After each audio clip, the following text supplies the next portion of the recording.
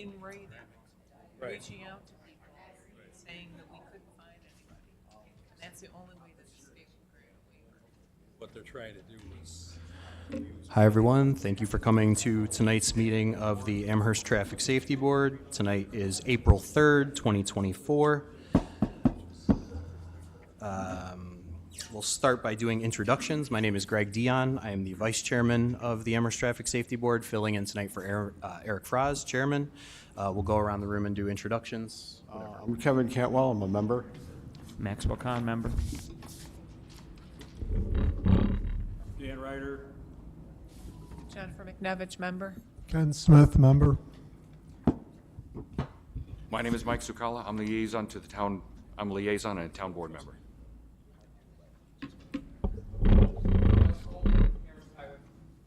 Bill Prentice from the building department. Scott Marshall, principal planner, planning department. Chris Schregel, engineering department, traffic safety coordinator. So just some housekeeping notes. In the event of a fire, please use the stairs at the front or rear of the building. Please do not use the elevator. This board is not a lawmaking board. We are able to, essentially anything that requires town board action, we will have to refer it to the town board in order for them to take that desired action, if we, decide that. Otherwise, there are a few things that this board can just simply make referrals to the necessary department in order for that action to be taken. We'll alert you as to whether, which one it is when the time comes. Each of you, for your item, will be able to come up to the podium and speak for 3 minutes on that item. You'll state your name and address for the record. I'm going to, instead of using the bell tonight, I'm just going to set a timer on my phone, and once the timer goes off, your 3 minutes will be up. So please make sure you try to get all of your thoughts in within that time. Please note that any communication you've already had with the board, we all receive a big packet with all the emails and everything that you've talked about with Chris. So you don't have to waste any time repeating any of that unless you really want to emphasize that point. I believe that's it for housekeeping. First order of business, we will approve the minutes from the last meeting. Does anyone have any corrections, additions, changes, or would anyone like to make a motion to approve those minutes? I do, actually. Go ahead. Page 3, second paragraph from the bottom. I guess the second paragraph, there's Chris Schregel asks the members that, if anyone. You got two that's in that one sentence there. Thank you, Kevin. Anybody else? Well, yeah, actually, one other thing. At the end, on the very last page, page 4, just before site plans, there's another heading for old business, new business. But there was some old business we covered before, so I don't know, that should be. Can you hit the mic a little closer? Yes, where it says the old business, none, right above site plan, zoning and all that. There's new business, and then at some point in there, I forget exactly where, but some point we slipped into old business and never got the proper header, and the header wound up at the bottom. So really, that should say, is there any other new business? Right? Because it's right under the new business. No, I think we were in old business at that point. There was no. Eileen brought something up. Oh, is he saying this should be moved down here? Let's see, on page I think it should be 3. here. He's just saying this needs to be moved. Yeah, I just did it on the screen. On page 3, on the page 3 at the bottom, Chairman Fraz asks if there's any new business, none being heard. Got it. He opens old business, so there we go. So look on the screen. Are you okay with just moving it from here down to here? Is that what you mean? No, I think what he's saying is if you look at the last paragraph on page 3, right? You see, ask if there's any other new business. He closes it and opens up old business. Everything after that point should be moved to old business. Right? I believe. Okay. So this whole thing Yeah, kind of like that. should be an under old business. Yeah, I'm not exactly sure where you do the pagination and all that. Oops. Just deleted it. All right, I got it. Any other changes any members would like to make? Do I have a motion to approve? Did somebody move it? No. Want to? Yeah, I'll move it. Motion by Kevin. Sure. Second by Dan. All in favor? Aye. Any opposed? Motion carries 6-0. Oh, abstain from Ken. So 5-0-1. Yeah, as long as we have a quorum of 6, it's enough. Yep. All right, so moving on to new business. So for everyone in the audience, we don't go on the order of the agenda. We go on the order in which someone has signed in for that item. And then we will work on, in the order in which people have signed in. So the first item we actually have somebody signed in for here is item number 3, Harlem Road at Fetzo Park. I apologize if I mispronounced that. Request to improve mid-block crossing and increased enforcement. Before we do public participation, we are going to let Chris give a little bit of background on this item.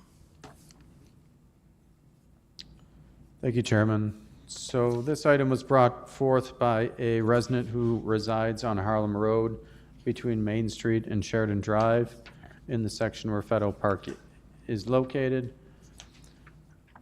There is a mid-block crosswalk established by New York State DOT, essentially in this middle section of this road between Sheridan and Main, directly across from Fetto Park, which is a town park.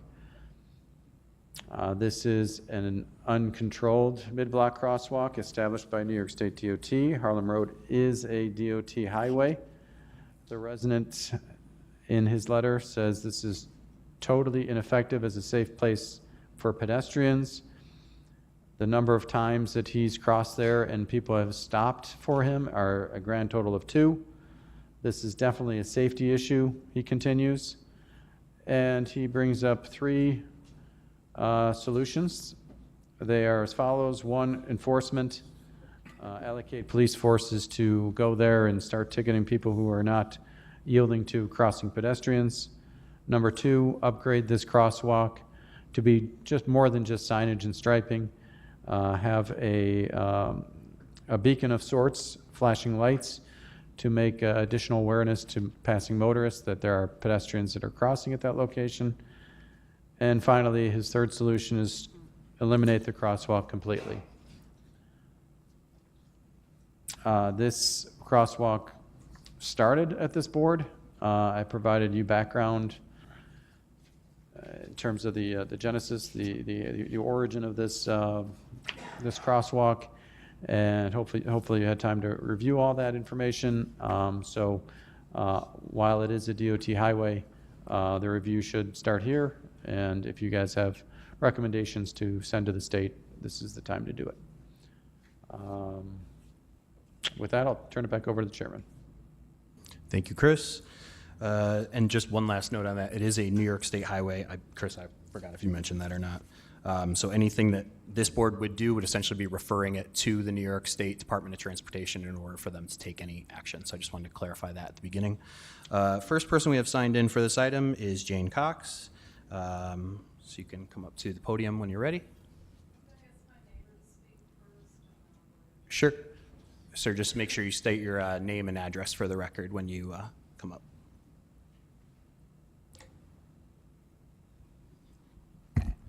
Good evening. My name is Jim Conzilla. I reside at 4570 Harlem. We're about 15 or 20 houses down from where the crossing is.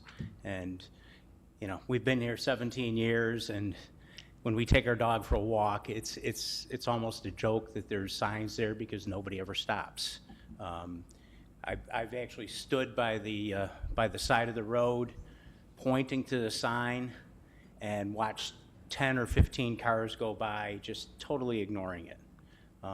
In my mind, you know, either we enforce it or we make it more visible somehow. I did just a little bit of research, and it appears that if there's a light at a pedestrian crossing, it increases the effectiveness manyfold. I think what we have right now is, you know, it's kind of a joke. You know, people look at it and they just blow by it. And, you know, either we take care of it and we make it better, you know, or I hate to say, maybe get rid of it. You know, neighbors will probably egg my house now for saying that, but, you know, realistically, it's not doing any good. Thanks. Thank you.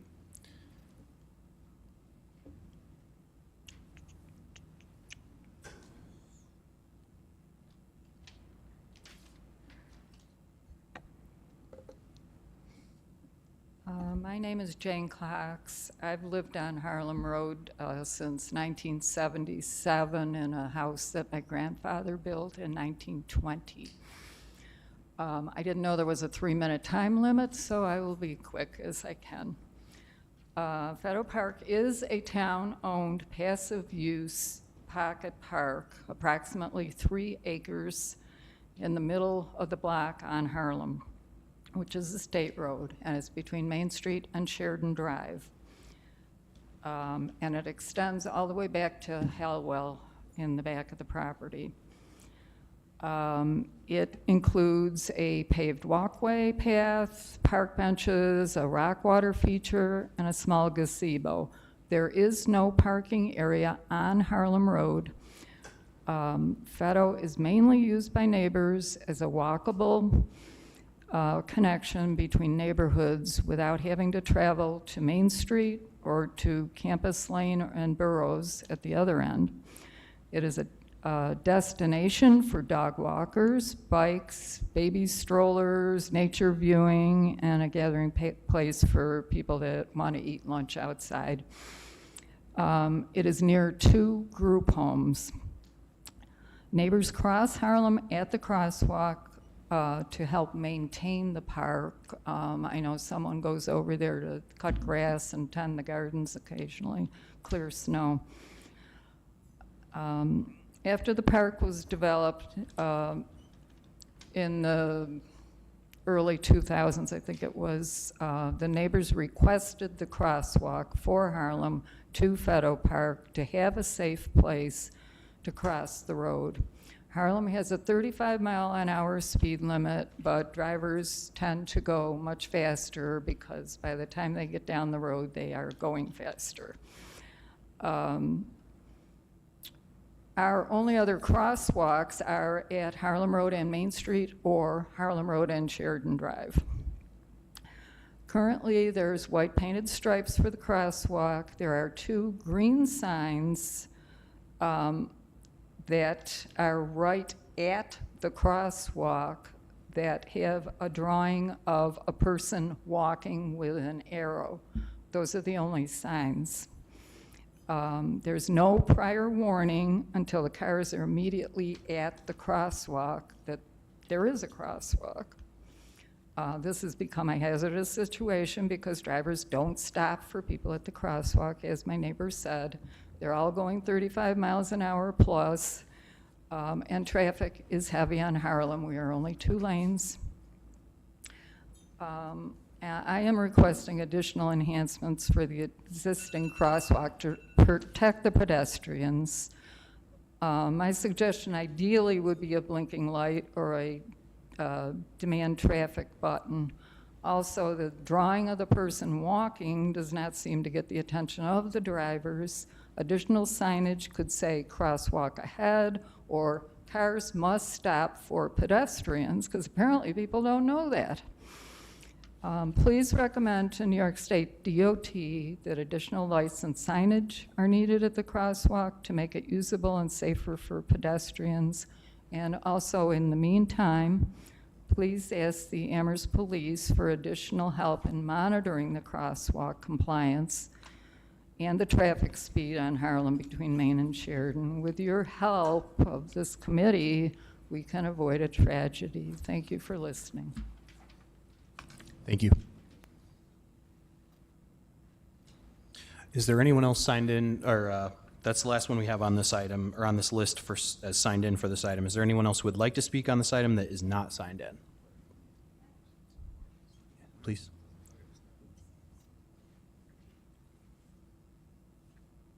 All right, my name is Sam Smith. I love that someone actually brought this up. Sorry, Sam. Be- Address as well? 60 Fruhoff. Thank you. So I love that someone actually brought this up because one thing that we have been working on is making Snyder more cohesive for everything in general. If you remove the crosswalk, as Jane said, you now have isolated and separated Snyder. Not only that, but by removing the crosswalk, you remove access to the park, and then the park becomes less and less functional. And then it just becomes almost like vacant land. The one thing that's not mentioned is that is actually a crosswalk that if you zoom out, Chris, it connects to Smallwood Elementary School. If you continue all the way through Fetto Park, it goes through the neighborhood, and a lot of people on the other side of Harlem actually walk to Smallwood School. So in the nicer weather, they walk, they bike, so it actually does connect the neighborhoods together, and it also creates an access point to access school. One thing I would recommend, they talked about police enforcement. My kids get the bus on Main Street. We've had police presence there. It doesn't do anything. The school bus driver and I have marveled at the fact that people go through and the police are right there and they don't get pulled over. So I don't think that's a reasonable recommendation. I also get told that the police officers have too much on their plate and it's a lower priority to try to do certain enforcement things. So I don't think it's a realistic option. What I would recommend is, yes, doing the lights, but also what about a continuous sidewalk? A continuous sidewalk creates a speed bump situation. It alerts you that there is a crossing, and it also naturally slows down traffic. Because as Jane said, the traffic is supposed to be 35 miles per hour, but people are going too fast. So this creates a natural traffic slowdown pattern, as well as an awareness by having a continuous sidewalk instead of that drop down. Because for pedestrian safety, one of the most dangerous things is actually lowering that sidewalk instead of having that continuous sidewalk and having it maintained. So in addition to lights, that's what I would recommend, is a continuous sidewalk. Okay. Thank you. Anyone else who would like to speak on this item? Okay, we'll close public comment period for that item, and we'll open it up to board conversation. Does anyone have any thoughts, opinions on this one? Chris, that's a yellow sign. So those are yellow signs. Those are caution signs, right? There's nothing there that says stop. Did the state sign this thing properly? Mic's off. So Dan, yeah, you bring up a good point. So these are advisory signs. That is typical to a crosswalk situation. There is no regulatory sign that indicates it's called a crossing assembly sign. Those are always going to be yellow. What you're asking for is a white sign or a regulatory sign that says, by law, my time's up. By law, you have to yield to pedestrians. So I heard that from Sam. I think I heard that from Jane. Now I'm hearing it from you. So that is a possibility. I'm not going to say that DOT signed it inappropriately. That's up to them. But if you look at FHWA, that's the Federal Highway Administration, in terms of a field guide for selecting countermeasures at uncontrolled pedestrian crossing locations, that's what this is. Uncontrolled, meaning there's no stop sign or traffic signal. They give you various options on what you can do. What we have falls under, I'm not going to go through this table, but essentially a 2-lane, 35 mile per hour. They say a 1 and 3 should be happening. 1 is being that high-vis crosswalk, parking restrictions, which you have in place, adequate nighttime lighting levels. I know a resident brought up the lighting. In addition, they're suggesting, they're actually saying the countermeasure should always be considered. Advanced yield here to pedestrian signage, as well as a yield stop line. So what that looks like, I'll actually just pull it up here.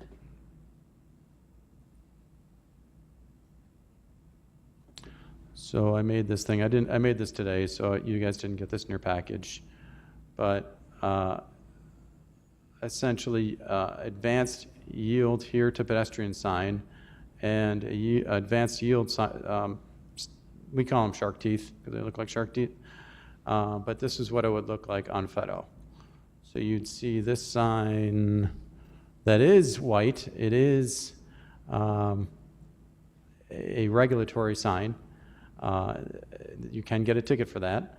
I just drew these in, so ignore the crude drawing. But in addition to, put the shark teeth in at a minimum. Is there any reason why we wouldn't want to do that?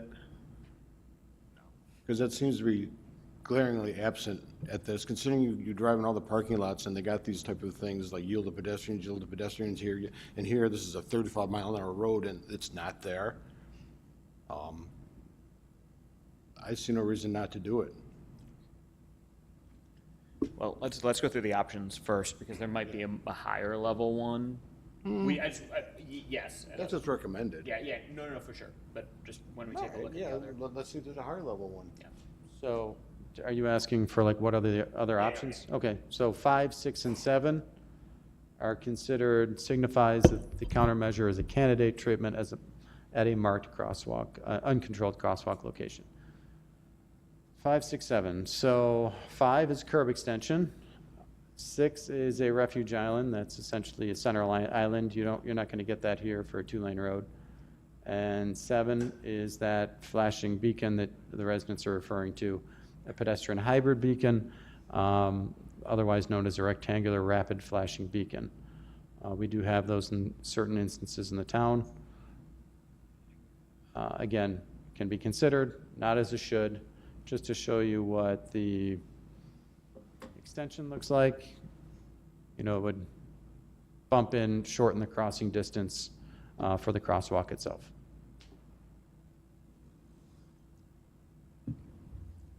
And do you have room for that? No, not really. I mean, I think it's a 28 feet wide road from curb to curb, 2 14-foot lane widths.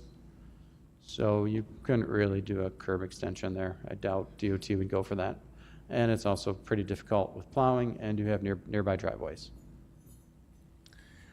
Personally, I like the idea of installing this on both approaches, the shark teeth and the advanced signage. I also think, in my opinion, that the letter to the DOT should also include a recommendation that they consider adding fog lanes to this street, because as of right now, these are essentially 14-foot wide lanes. And just for residents in the audience, essentially when you have a narrowed lane with paint markings, sometimes it can slow cars because they feel more constricted in the lane. Obviously, it's not going to be a massive effect, but I think that could help to slow speeds at least marginally on this street. That, in conjunction with this solution, I think would be a good starting point for this, and then we can kind of see how compliance improves from there if and when the DOT were to take those actions. Also, for what it's worth, I would say to recommend the beacon as well, because I mean this is going to DOT anyway. We might as well make the recommendation and let them. There's no reason not to. Yeah, I'm not opposed to that. Councilman? Thank you, Chair. I had an opportunity last week to have coffee with a highway supervisor, and he wanted me to remind the board, although it looks to me like you've not made the decision to put any sort of raised thing on the raised surface on the highway. He wanted me to remind the board that he's opposed to all of that. It's difficult for snow plowing. Police, it causes response time issues. Fire, it causes response time issues. It's more additional maintenance. And of course, my favorite group to disparage, the local sports car clubs hate them too. I don't care about those people, but the other folks, they make a good point about, as I said, being more difficult to maintain and slowing response times. It looks to me like that's a decision you folks have decided not to make, but I just ask that you keep that in mind. Yeah. So I agree, and that's something that I feel like we always have to take into consideration. We've talked about things like this before. Yes. In consideration with expensive decisions, and I think at least my point of view on it is we should always make the decision of what we think is the right for traffic and safety, and then if highway turns it down because they don't want it to be raised, then you know what I mean? It's just I get it, It's because I don't, that is like the other hand of the other department.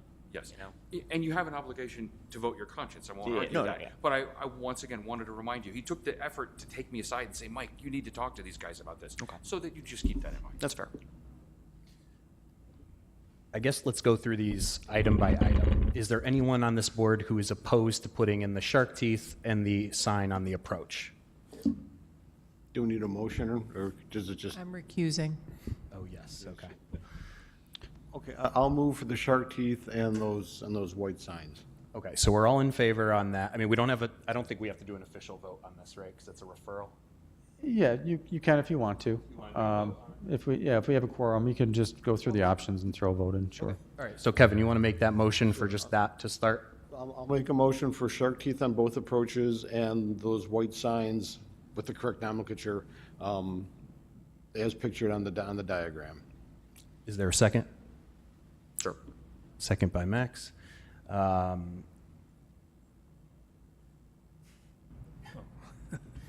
All in favor? Oh, any other conversation, sorry. I would like to add the flashing beacon. Why not? Yeah. Let's do these, let's do them one at a time, if you don't mind. Okay. So let's do that. Yeah, well, we'll get to that one next. Then I'm in favor of this. Okay. So all in favor of what the motion Kevin made to install the shark teeth and the signage on both approaches? Aye. Aye. Any opposed? Abstain. One abstention, so motion carries 5-0-1. Next, we can move on to the beacon, flashing beacon. Is there anyone who wants to make a motion for that installation? Sure. Motion from Max. I'll make a motion to put 2 flashing beacons up there, Well, yeah, one on each side. one in each Yeah, direction. the full assembly that would normally be on an RRFB. Dan, you want to second that? You're seconding that? Well, that's already a motion, yes, I'll second it. He Yeah, motioned okay. it, so you're seconding? Okay. Any other conversation? All in favor? Sure. Aye. Yes. Any opposed? One abstention, motion carries 5-0-1. Is there anyone who wants to make a motion on the raised crosswalk or curb extensions that were mentioned? No, let's decline. Who plows Harlem? They do, so we don't plow it. State plows Harlem, okay. Anybody want to make a motion on any of those? Ken? I'd like to ask a question. Sure. Can you put in a hawk signal there? We'd need counts for that, I would assume. Yeah, it's not going to meet the criteria for a hawk. Not to dissuade you, I don't even think it's going to meet the criteria for our RFB either. But I think it's worth, a review. And in our letter, should we say something along the lines of, well, I guess we voted on them individually, never mind. So is there anyone who wants to make a motion on curb extensions or raised crosswalks? Looks like no. Any other motions at all related to this item? You mentioned fog lines. Oh, yeah, the fog lines, thank you very much. Personally, I would like What are you those. suggesting, like the 3 feet fog lines on each side to narrow it down to 11 feet? Yeah, I'd personally like 11 feet if New York State would be amenable to that. I don't know I think that's as low as they'll go, is 11 feet. But personally, I'd like 11 feet. I'm willing to make that motion for fog lines for 11 feet on this, on Harlem. I don't know if that's It might be. no. Got any old ones? See, the thing about Harlem Road is it's got those potholes, and people do a lot of dancing and dipping to get around the potholes. Do I have a second for that motion on the fog lines? Yeah, what is that? Yeah, I would second that. That's a curb. Motion by me, second by Max. Any other conversation on that one? All in favor? Aye. Okay. Any opposed? Abstain. One abstention. Motion carries 5-0-1 for the fog lines. Any other conversation or motions on this item that anyone would like to make? Right, if we don't get the pedestrian-controlled beacon, then I would want the raised crossing. I don't Okay. think we need both. I think in that case, it would come up under old business after we get the response letter from NISDOT. Chris, am I wrong on that? Like we could, in theory, you could bring it up under old business, right? Yeah, that's correct. So if I get a response from DOT, I'll circulate that in your package. Normally it says an FYI, but you could bring it up in our old business at that time if you don't like the response from DOT. Okay, so what's happening is DOT is gonna get a letter with all these suggestions? Yes. Or motions or whatever? List of demands. So for the residents in the room, Chris is going to send a letter to DOT requesting the fog lines, the shark teeth, the signage in advance saying yield here to pedestrians, and also the recommendation of an installation of a RRFB, which stands for Rectangular Rapid Flashing Beacon, which is a little push button where you press the button, it lights up. There's little lights that rapidly flash, so to speak.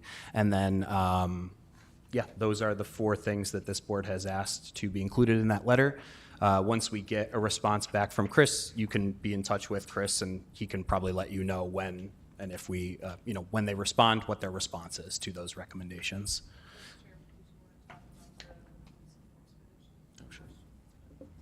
Yeah, we can. We can just say refer to. Yeah. Chris, do you think that letter that we had talked about earlier, as far as the police enforcement goes, do you think something like that would be? Sure, if you'd like a memo sent to the police chief, I can do that. Okay. So essentially, there's a memo that we can send, an official written memo that we can send to the police chief recommending enforcement be considered for this area. Would anyone, it's pretty standard, Chris can maybe pull it up, but essentially it's just recommends this location. Instead of an informal ask, it's a formal written letter to them. Does anyone want to make a motion? Or, I think that's just a referral. do we need to do that for a letter, Chris? Just ask me to send it. That's How fine. effective is that gonna be? Because Sam says that people are driving right by the police and they don't care. I'll say I do agree that, hey, you never know, but it can never hurt. I mean, if we do feel like it's an enforcement thing and we've got a situation where people are just perpetually not stopping with people crossing it, I mean, hey, it can't hurt to ask, right? If it doesn't make a change, it doesn't make a change, but What is there to enforce right now? the people not yielding. Yeah. There's nothing to tell them to yield. Well, sure. Okay. Until we get the signs up. Yeah, I mean, there's still, pedestrians still have right of ways. I mean, that's still highway law. Yeah, you're right. I mean, I do agree with Max. I think it can't hurt. Yeah, I mean, if you have street painted crosswalk and people are actively crossing the street and cars aren't stopping it, I mean, it can't hurt. Can't. Is there anyone opposed to sending that letter to the police department? Okay. So Chris, if you could send that. Thank you. Sure. Sure. What have you mentioned New York State to be including bike lanes on either side? Bike lanes, I think, need to be 5 feet minimum, and there would only be 3 feet. Great suggestion, but I don't think there's enough space. Yeah, 28 feet, 11, yeah. I think it's 6 next to a curb. Is it 6? Oh, Yeah, okay. 5 if there's no curb, 6 if there is a curb. So, yeah, not enough room. And you know the kids are gonna use those bike lanes anyway. But, you When know, the state announced the Harlem Road reconstruction project many years ago, probably 20 years ago, one of the items was to widen the road, and the residents were vehemently against it, okay? So that's why you have the 28-foot width there. Thank you, Dan. All right, we're going to move on to item number 1, 25 Chateau Terrace, Bornhava Specialized Early Childhood Center of Western New York School Zone request for a school speed zone on Chateau Terrace. Before we do the resident participation, we're going to turn it over to Chris for some background on this item.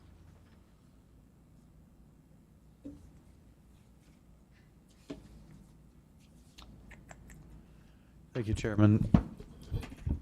So we received an email from an employee of Bornhava Specialized Early Childhood Center of Western New York that's located at 25 Chateau Terrace, simply asking, start the process of having a school zone sign put in front of Bornhava. So this has come to your attention before, probably none of you were here, back in 2007, a similar request was received by Bornhava, and the action that board took was to put school plaques, or just generic school signs, advanced warning on Chateau Terrace. Having an official request from the school is part of the criteria required to establish a school zone, so that particular criteria is met. I'm going to pull up kind of a little cheat sheet on what other criteria are that is not as absolutely necessary to meet, but it is kind of a guidance. So if you direct your, and this has been distributed to everyone, but for the purposes of the public, I'll go through these. So first off, the school speed limit is primarily used to enhance the safety of children who must walk or bicycle to school. So Bornhava has said that there are no students that must walk or bike to that center, but that the children do use that roadway to walk during school hours. So not exactly met, but they, again, use the neighborhood to walk students. If all or most students are provided transportation to the school, the need for the school limit is diminished. Pretty similar to what we just talked about. Yes, everybody is transported or gets a ride via their parent or guardian. School with one or more grades under 12. This is essentially met because you can also have nursery schools or early childhood centers as part of that. School must provide written documentation. We met that. It helps if there's a school speed zone containing a marked crosswalk. So there's a crosswalk at Chateau and Main that would fall within the school zone itself. There is no crossing guard located there, and there is no traffic control signage, pedestrian overpass, or bridge specific to pedestrians. All right, and then just a couple of notes there. So if one were to be established here, at the most you can go is 10 miles below the 85th percentile speed. Normally that's the posted speed limit. So let's see what else we have here.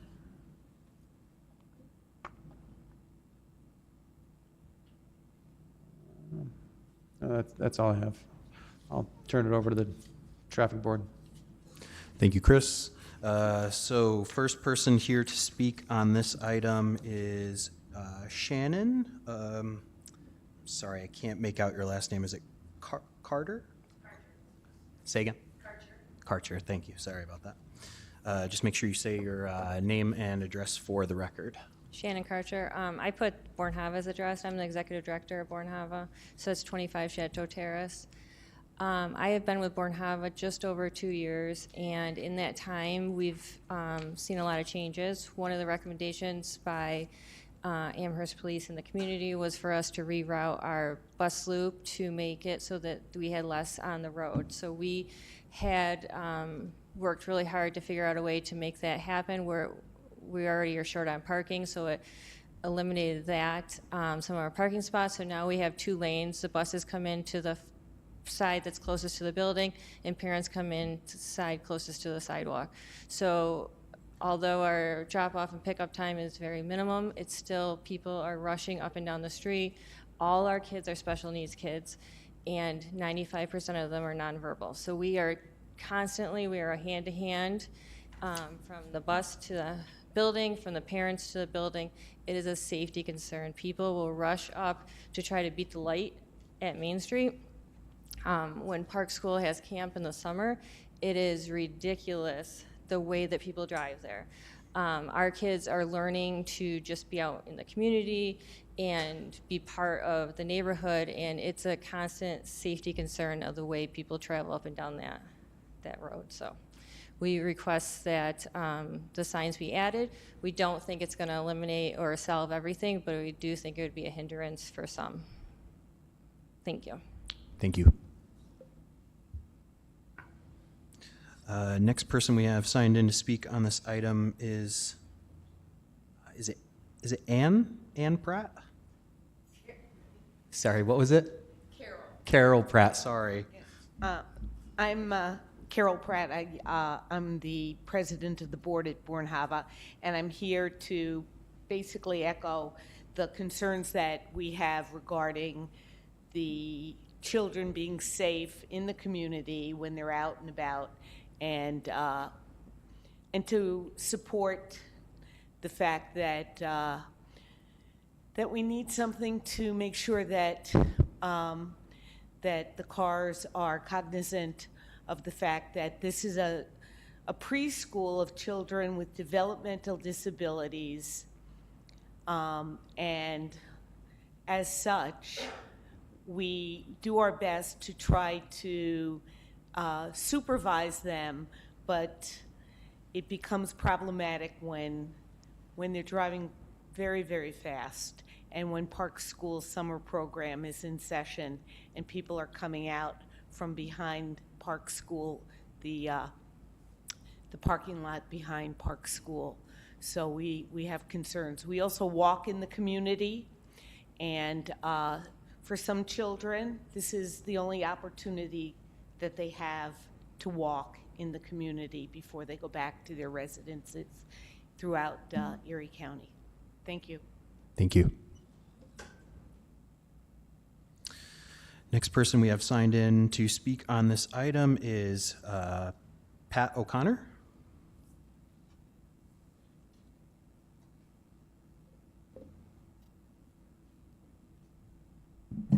Hi, I'm Pat O'Connor. I live at 27 Chateau Terrace South.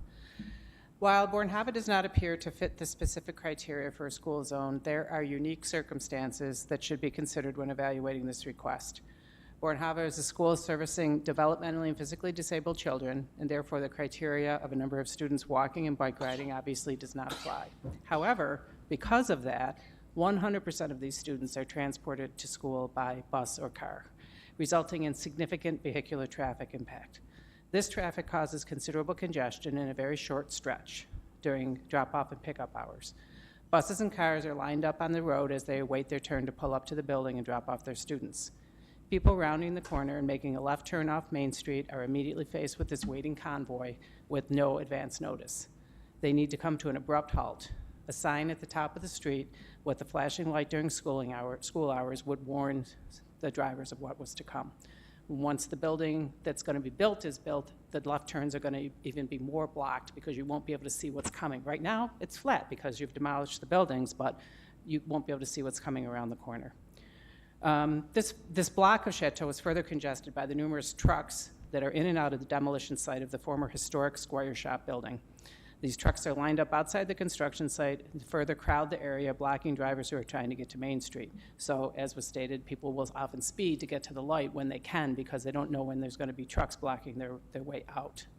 When this monstrosity that Benderson is building is completed, there will be an additional 40 to 50 cars exiting on the Chateau each morning, coming out of the parking ramp directly across from Bornhava, as the design that was approved has only one way in and one way out, and that is onto Chateau Terrace, directly across from Bornhava's entrance.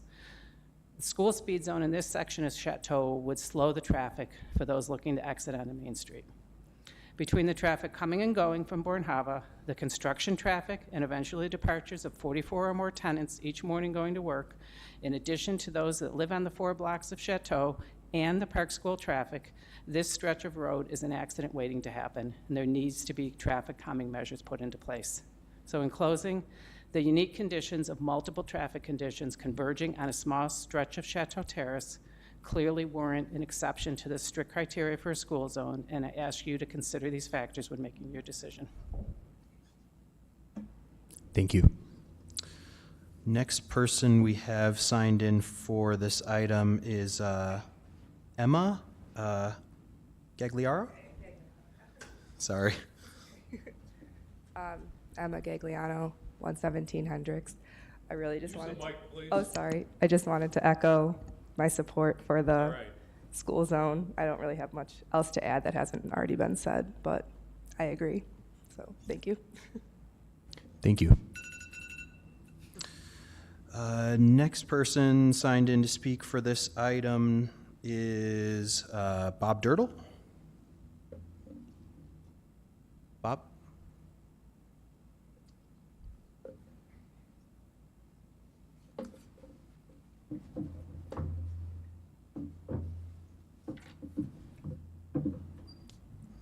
Bob Dirtle, 92 Chateau Terrace.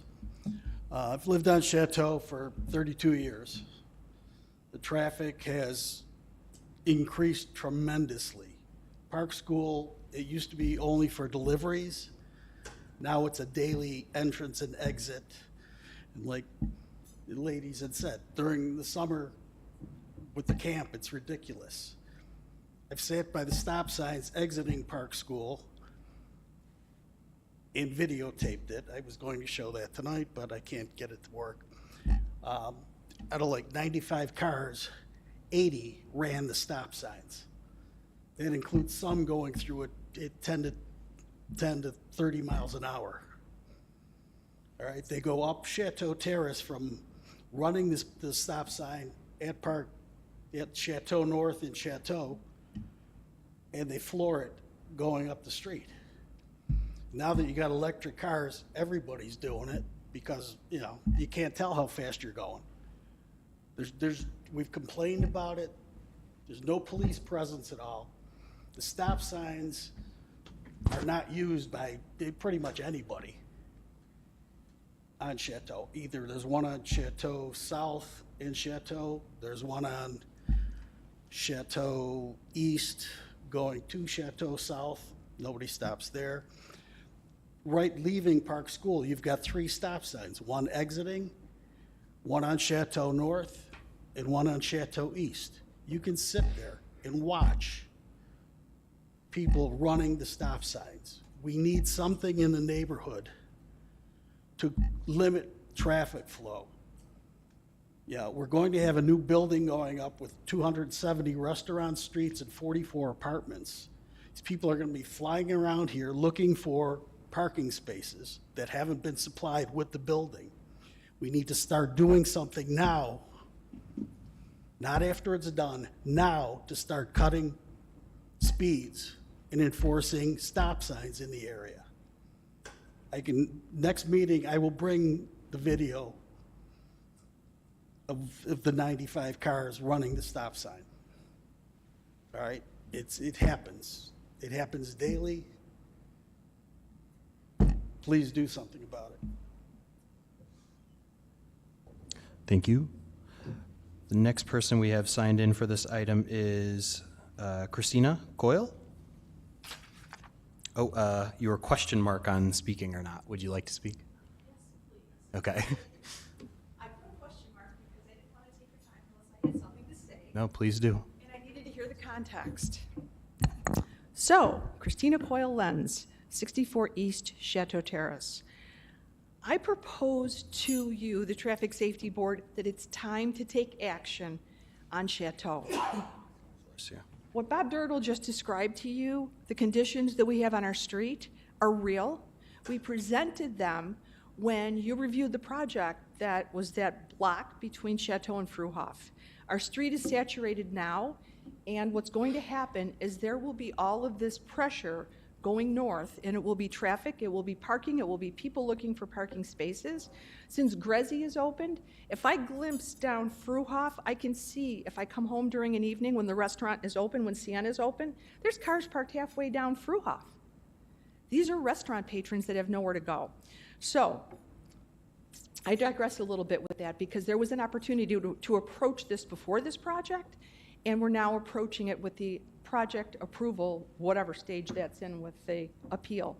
Here's what I want to ask you to do. Number 1, a traffic study, because I have a letter dated January 3rd, 2003, from Park School to the Town of Amherst Building Department, in which they explicitly state, they quote, discourage the use of that back entrance. They say how few cars are in that back parking lot, and I would propose to you exactly what Mr. Dirtle said. They're like I'm at the end of the right-of-way, so I'm telling you, when they hit our house, they're probably going 40, and they drive right through the stop sign into the parking lot. So you need a traffic study to assess the usage of the lot that's not supposed to be used. Okay, the letter says it is not supposed to be used. I also have the plans going back to the original drawings in 1956. I have a copy of those. So what I'd like to ask you to do is a couple of things. Number one, set up a traffic study for our street, and do that at the entrance. I mean, you're the traffic study people, but I'm just being logical here with what I think would tell you the pattern of people going in. Both lanes. Do it going into the block on Chateau. Then you have people turning right onto South. Put traffic meters on South. Put traffic meters on East in both directions on North, and then on Chateau South heading out to see what's exactly happening. And then please consider enforcing these rules, because Chateau Terrace is not wide enough for it to be a thoroughfare for Park School. And again, it was never intended as such, and that parking lot was approved for emergency use. Emergency and support, maintenance, in particular, fire trucks. There was a situation where something burned, and Jane might know the story of this, but something burned on the Park School property. They needed an entrance for the back, obviously. And then the second thing with regards to that entrance, obviously, is utility vehicles like a refuse vehicle to come in and empty their dumpsters. So they have to have this back entrance, but the chaos begins with this Park School camp, and it's probably worse for that than it is all year, because it seems like there's more comings and goings. So I humbly request you to please do a traffic study and address these problems, because it's only going to get worse. Thank you. Thank you. Is there anyone else? Oh, yeah, please.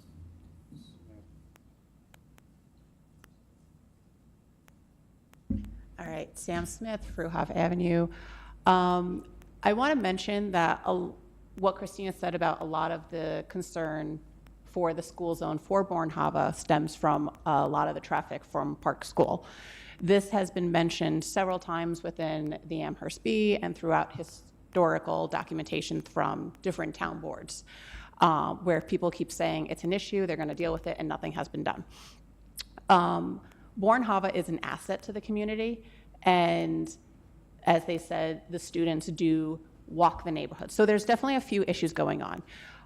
You have the high speed and traffic from Park School. You have actually the school buses as well. You have the camp. What I would recommend is what Buffalo actually does is they have speed bumps.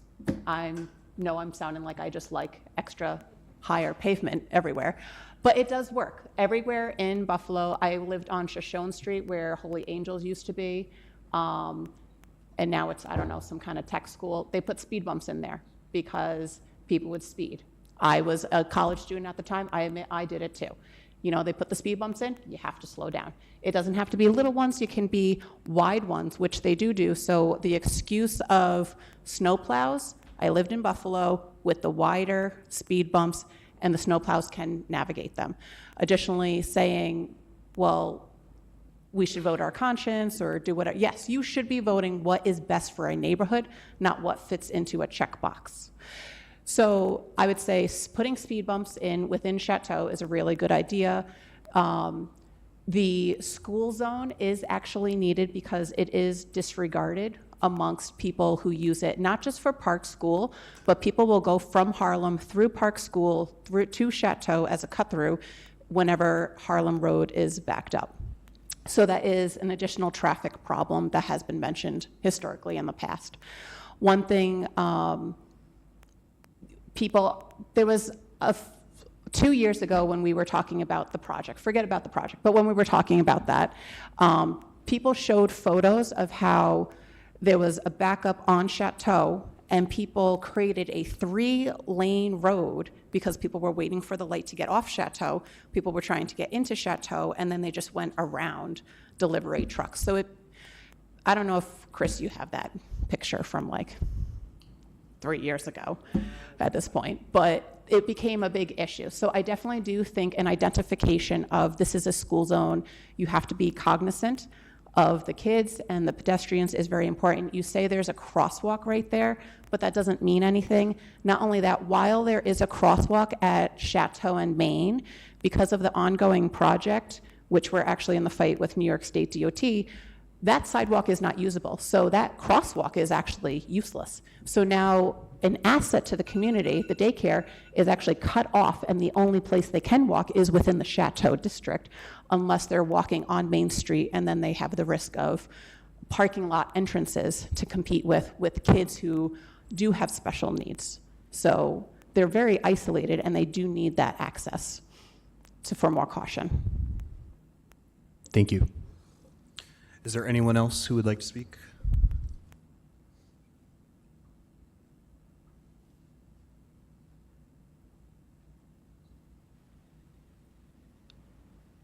Jane Cox again from Harlem Road.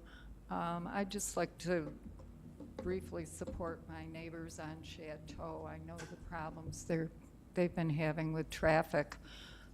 We get the Park School traffic onto Harlem from the driveway, which is the way they're supposed to come. In the summer, we have to have an Amherst policeman at the intersection of the Park School driveway. They actually have to stop traffic on Harlem Road. There is so much volume going in and out of that school that the traffic backs up in both directions. So that's part of the reason why people are trying to cut out the back way and go through their neighborhood, but it shouldn't be that way. They have an extremely large volume in the summer. They are running more weeks of camp than they used to. They now have sports camps and other things going on. So what used to be, I think, a 6-week session is probably 8 weeks or more. Every day in the summer, traffic is backed up in the morning when the parents come early and drop their kids off, and they come as early as 2:30 to pick up kids that aren't getting out till 3 o'clock, just to try to avoid or be ahead in the line. But there is an extreme amount of traffic. We're lucky enough to have a police officer on the scene for our block, but it doesn't shrink the volume. There is a big volume problem with these cars going in and out. That's all I got. Thank you. Another good guy here. Yes.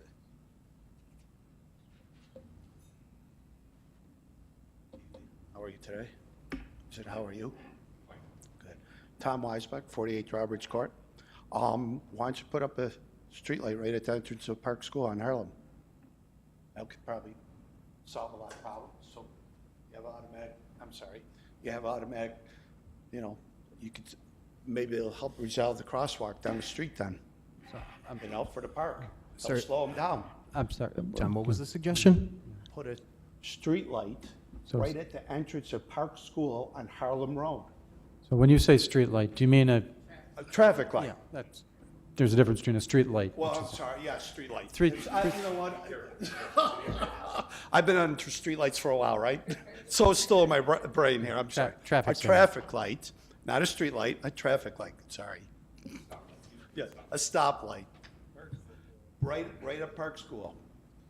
I believe that proposal was studied by this board, I think it was 2 years ago, I'm not sure. I know it's been proposed before. Well, I mean, you got the crosswalk for the park. Be a state You have a DOT light review. at Park School. It'll slow some traffic down from there, right? People could cross. So I don't know, maybe that's state DOT, is it? Correct. Oh, that's definitely. Yes. Well, I'm just throwing it out there. Yeah. So, Yeah. Thank you, Tom. okay. I got something else, but it's not on the agenda. I hope I can speak about it. No, it has to be on the agenda, unless this board Well, vote. I already brought it up to the town board, but The board has an option to consider it and add it to the agenda if they deem necessary, if they want to. But it'd have to be after this item. Yeah, we're going to work through the rest of it, Tom. We'll figure it out after if the board wants to or not. Yeah, in the future, for any items you want this board to address, just email Chris, and we can, No, you're good. Anyone else here to speak on this item? John? Nice, all right, gotcha. Yeah, I just didn't see your, no number for that one. John Casali, 23 for Hoff. I just want to give my support for the school zone for the Bornhava project. I have a son who has autism who actually went to Bornhava when he was a kid, so we know the people there very well. We see we used to see the kids walk down the street before the project on Main Street happened every summer. My little puppy would bark at him and want to say hi to him and stuff like that. The other thing I was just thinking about, so I think you see a lot of the heavy traffic on Chateau from the Park School because most of the kids, when they're leaving during rush hour traffic, 3 o'clock, 4 o'clock, and if you know living in Schneider, Harlem Road, Main Street is a mess around that time. So I think a lot of people that go to the Park School, a lot of the parents there would rather cut through Chateau than wait up Harlem, go up Harlem to Main, turn on to Main. And it's for them, it's probably an easier, more quicker way to do things. And I think that makes sense that they would want to speed up to Main Street. It's a little bit easier than to cut through. So I think slowing the traffic, the speed limit down a little bit there would be a good thing for them, for that, at least for that area for sure. So, but I just want to give my support and say I really do think they should slow the speed limit just a little bit down on Chateau for them. Okay, thank you. Thank you. Is there anyone else who would like to speak on this item? Tom, you already had your time, Tom. Okay, I was thinking about it for the back entrance for Chateau. I'll give you a minute. You had about Tom a minute Weisberg. left on yours. Go ahead. Put a gate there, so no one can go through it. Only for the garbage. Have the fire department have a thing to go up and down. Some gate. It'll control the traffic going through the neighborhood then. Thank you, Tom. Is there anyone else who'd like to speak on this item? Seeing none, we'll close the public comment period and open it up to board conversation. The first thing I do want to make sure the board is aware of is that this item is specifically for the request for the for the school speed zone on Chateau Terrace. We have not prepared at all on any conversation regarding whether or not there should be a gate there or even what the building department technically allows. So we need to keep our conversation specifically focused on the school speed zone for the purpose of this conversation. Personally, I'm in favor of the school speed zone for this area. Yeah, there's no justification not to, right? Chris, how long is a school zone? 200 to 300 feet, right?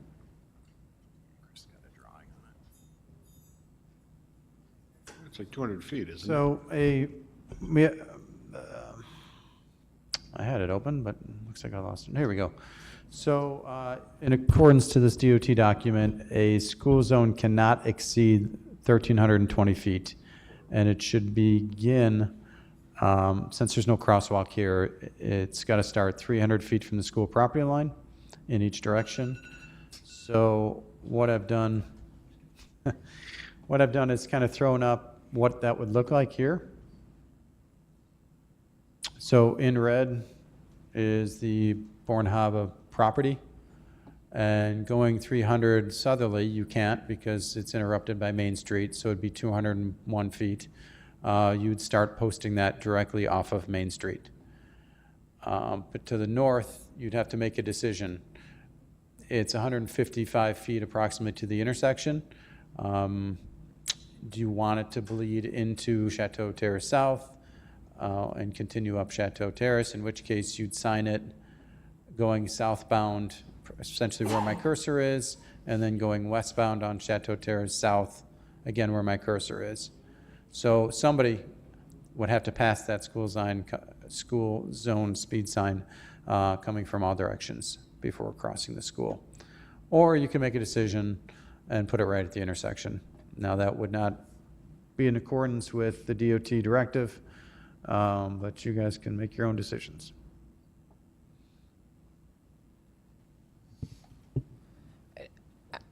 I think in this situation, just given the nature of the school and the students that they serve, some of those criteria simply are not going to be met, and that this is one of those engineering judgment situations where I would highly recommend the school zone sign. And I would also extend it down both lengths, get as long of a school zone as possible. That's Let my me ask favorite recommendation. question. Why wouldn't we?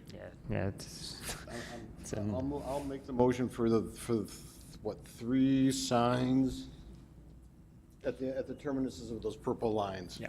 You'd have to specify what speed limit you want. Well, okay, what speed limit do we want? Good guidance, like I We'll said, go is with- what was 20. it, guess? 20. It's 20, right? 20 Because it it's 30, it's posted 30, it's gotta be 10 miles less, right? You can do 5, but. Well, why would that be, Exactly, yeah. let's go 20. Yeah, 20. Can't we get it down to 15? Not by No. the vehicle and traffic law, no. No, in accordance with VNT, you can't go Cars will below the start 10. rolling down the hill backwards.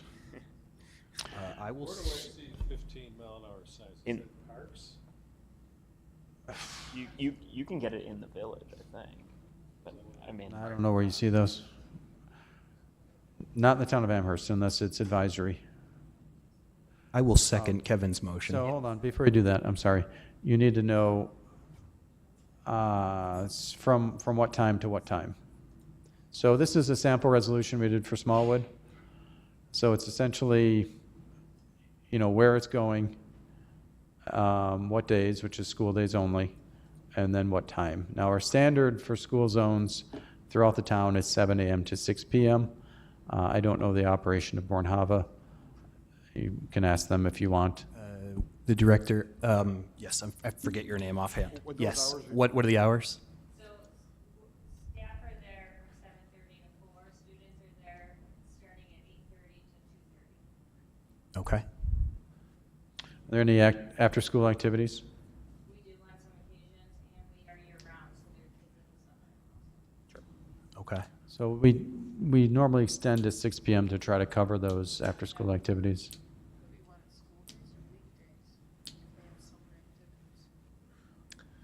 Is there a do we specify that, Chris? Do we Yeah, okay, all right.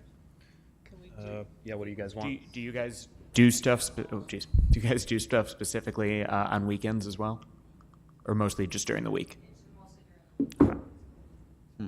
So, As is 7 to 6? so 7 a.m. to 6 p.m. during the week, school days. So, yeah, Jennifer brings up a question. So should it be weekdays or should it be school days? I don't know offhand if you can even put weekdays. I think it's the police department's discretion on if the school day extends throughout the summer. Can you do, I feel like a good number of the signs, maybe I'm thinking different types of signs, but a good number of them will literally say Monday through Friday. And then that way, it just covered year round. There might just be like, no right on red signs or something, but I've seen it. Yeah, I don't, Yeah, they've got a time, but do they? School days only, you can't just do days of the week? Okay. Al, do you know offhand what your signs say? Somewhere on Main Street in front of Amherst. Yeah.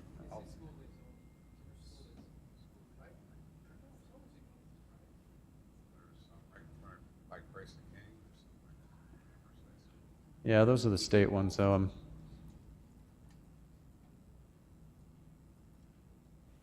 We're getting there. Whoops.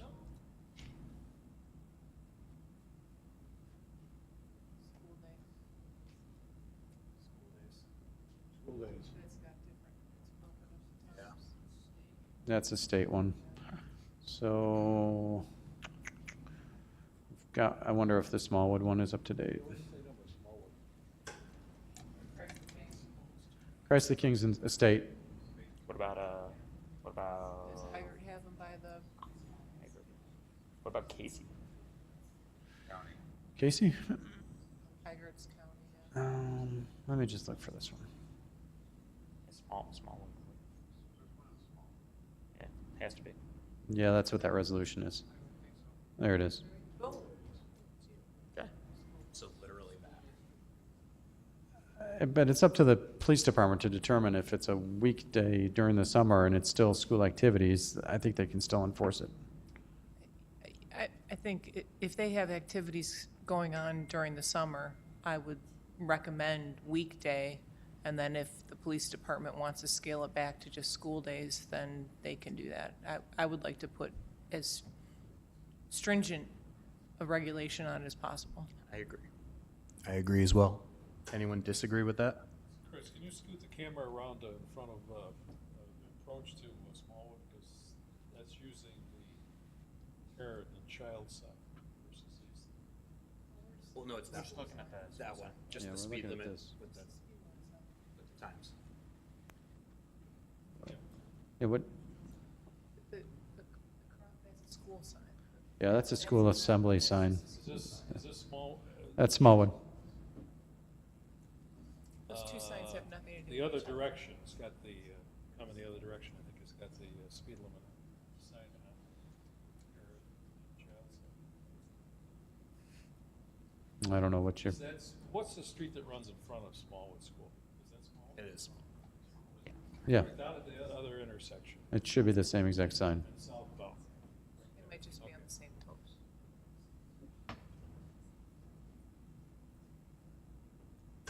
It's the same sign. I was there Sunday. So do we have a I motion? think it says 20 mile per hour on the child and parent side. No, it should, yeah, they're two different sign assemblies. So Kevin, do you want to make that motion? Yeah, I already did, didn't I? Just restate it if you don't mind. Motion for 20 mile an hour school zone speed limit signs at the terminuses of those three purple lines we saw, which are 300 feet. And have them say weekdays and not school days. And the time? The time 7 a.m. to 6 p.m. Okay, I'll second that. Any further conversation? All in favor? Aye. Any opposed? Motion carries 6-0. So for the residents in the room, that motion has been carried, so essentially that will go, I believe, to the town board, correct? Chris? Yeah, so there'll be a resolution similar to this, we'll just change around some of the words. That'll go to Councilmember Zucala to then sponsor before the town board. The next agenda is April 29th. Assuming you're okay with it, Councilmember, we'll get this to you. And then it'll be before the town board. It will not be a public hearing. And after approval, it'll go to the highway department for posting. Okay, thank you all for. Yeah, Mr. Chair, may I make one comment? Yes. One of the things that bothers me about, it doesn't bother me, but it's just an observation, is there were many people here who comment that people were ignoring stop signs, people were ignoring speed limit signs. I'm worried that this is only a temporary solution, and then people will continue to ignore this problem. And I worry that maybe at this point, and the board's addressing the problem before it, but I worry that maybe this is it's not addressing the fundamental problem. I have a suspicion that the fundamental problem, is once again my observation, when I was listening here, nobody who lives in the neighborhood was saying, my neighbors drive like fiends. Nobody was saying, but the word Park School kept coming up, Park School coming up. And I wonder if maybe the school zone here is treating a symptom and not the core problem. We have, for what it's worth, when we were talking about the original construction thing, we sent multiple things to Park. I mean, I don't know if we ever heard back from them. But we ever hear back from Park about anything? I can't remember where we left off with that item. In the interest, I agree with you, Councilman, and I'm not opposed. Obviously, I don't think there's anybody on this board who's opposed to addressing those other concerns that were raised by residents. But in the interest of moving us along on the agenda here, we've addressed the item that's before us. So, I mean, obviously, any residents can reach out to Chris specifically regarding that item. We would then be prepped with a lot more material and information regarding, from the building department, whether or not there should be access at Park School, all that sort of stuff that we were not prepped on prior to this meeting. So please reach out to Chris if you do want us to address that at the next meeting. In the meantime, we are going to move on to item number 2, or actually, yes, item 2. So Gettsville Road, request to improve stop sign compliance. Before we turn it over to, for resident participation, we're going to turn it over to Chris to give some background on this item.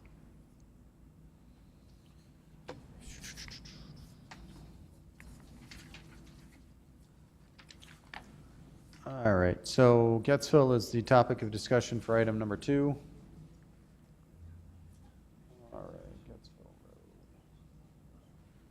Road. And the resident Erica reached out via email to the Traffic Safety Board and has pointed out a couple stop sign locations.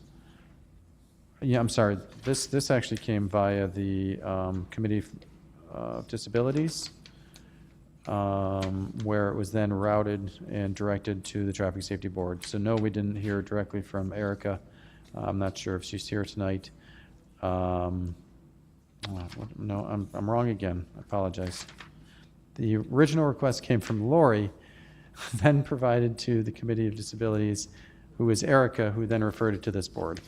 So essentially, they identify that there is a child who uses a power wheelchair in the vicinity of Woodbury near Greenbrier, and there is very little stop sign compliance, and they're suggesting that additional measures be placed to add more conspicuity to the stop signs that are there so that there'd be additional compliance. So with that, they're perhaps even recommending a stop sign ahead.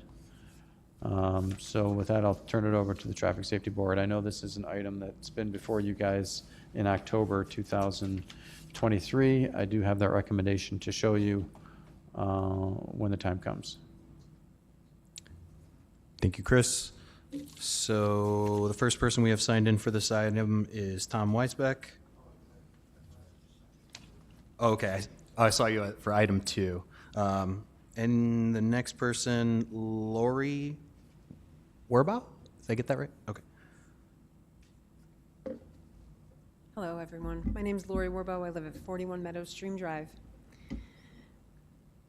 I live 4 doors from Gettsville Road, and the corner of Meadow Stream and Gettsville has a stop sign.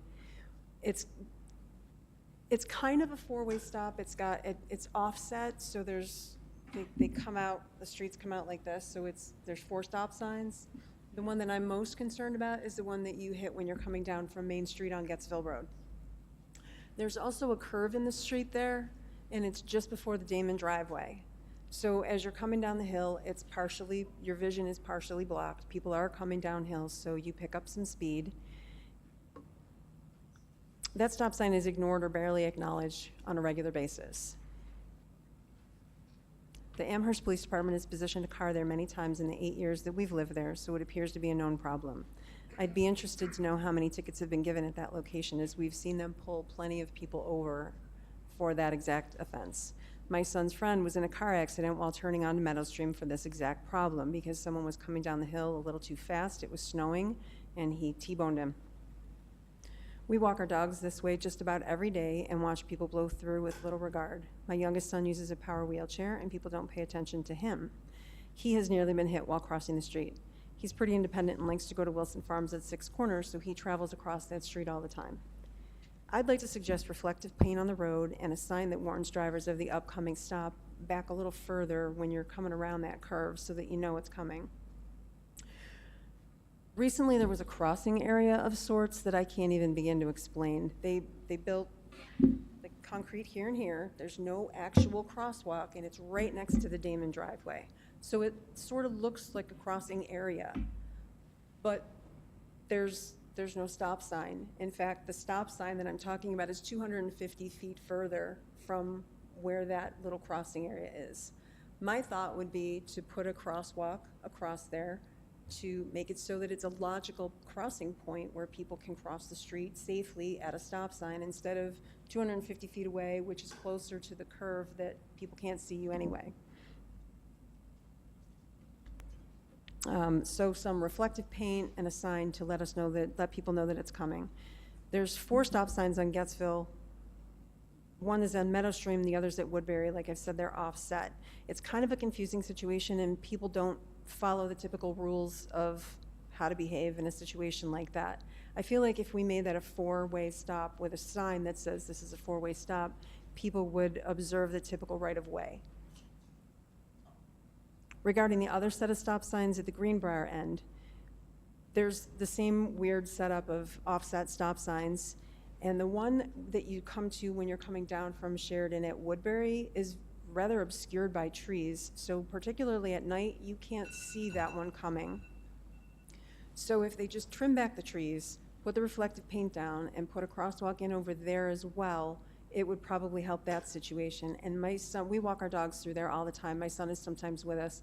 People will come through there around the corner so fast without regard to anybody that might be crossing the street because there's not a logical place to cross the street. And my son was maybe missed by about 10 feet because the people just don't pay attention. They're just doing their thing. So that's all I have. Thanks for considering my request. Thank you, Lori. I don't see anyone else signed in for this item. Is there anyone else who would like to speak on this particular item?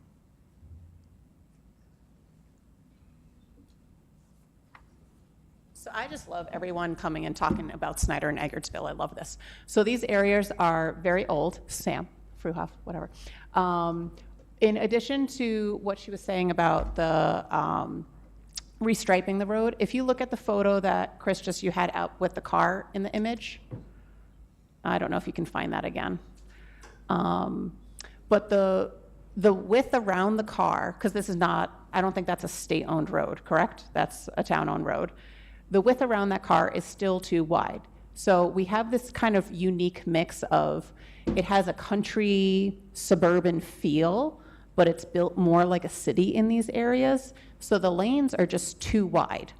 So in restriping, I would recommend trying to get the lanes smaller, which would naturally slow things down in addition to the restriping and the sidewalk that was mentioned.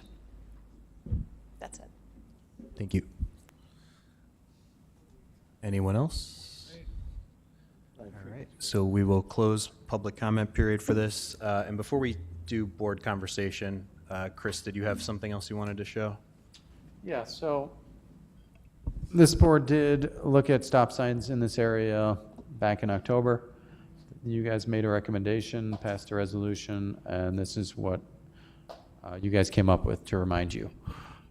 So as the resident has pointed out, it is a odd configuration on how the stop signs are.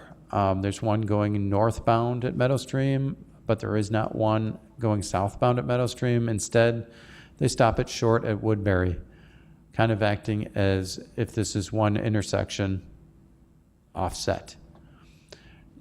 The board recommended that that stop sign be relocated northerly to be at Woodbury as an all-way stop situation. Similarly, in the southbound direction, same orientation, but you suggested that the southbound stop sign at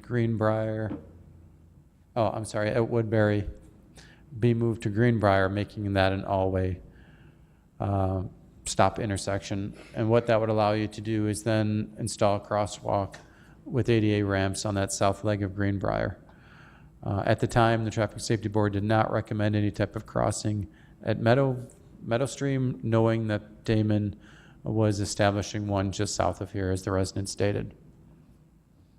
So yeah, that's in motion. There's a public hearing specific to this action on May 28th before the town board. That has not yet been formally set, so if you have changes, you may do so. Thank you, Chris. Just a couple comments I have on this. I am not opposed to adding the solid white stop bars at those stop signs when and if the town board does choose to recommend. When and if the town board does do that, I wouldn't be opposed to installing white stop bars at those intersections. The resident had also mentioned about installing the sub plaque that says all way. If that's not currently there, I wouldn't be opposed to that either. Yeah, I've got to go. It's like appropriate, yes. Yeah, so I think that probably is something we should add when we should add to this request. That'll be automatic. If these were to move, the highway department would place all-way plaques as part of the sign installation. The trimming of the trees, I guess can we ask Al? Could you take a look at that? Just make sure that the trees everything's up to kosher or up to code there. And then about the lane widths, I mean, I'm not opposed to. You guys know me. I'm always interested in narrowing that, but I did the measurements. They're already pretty much at minimum, 9.5. Oh, so they're about 10. Yeah, I mean, Okay, 10. all right. I wouldn't suggest anything lower than that. This is considered a collector roadway, so while you can go down to 9, 10's pretty much our minimum for collectors. All right, with that in mind, I'd probably retract the last thing I just said. Those are my thoughts on it. I don't know what anybody else's thoughts are on it. Do we know when they're putting in the painting for Damon's, or is that already in there? Oh, yeah, the paint, I drove by it maybe a month ago, and I did see that the paint was on the ground for it.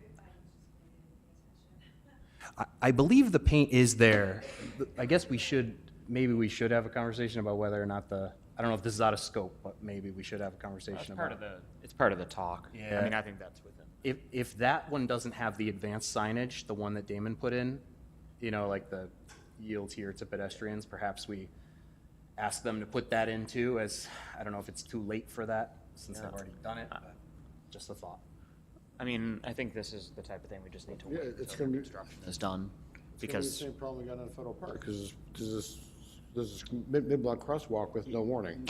yes, but, yeah, so we still have to have a completed project. Oh. Remember? And Damon, yeah, so I don't, Yeah, I don't know if that's been formally turned over to the town.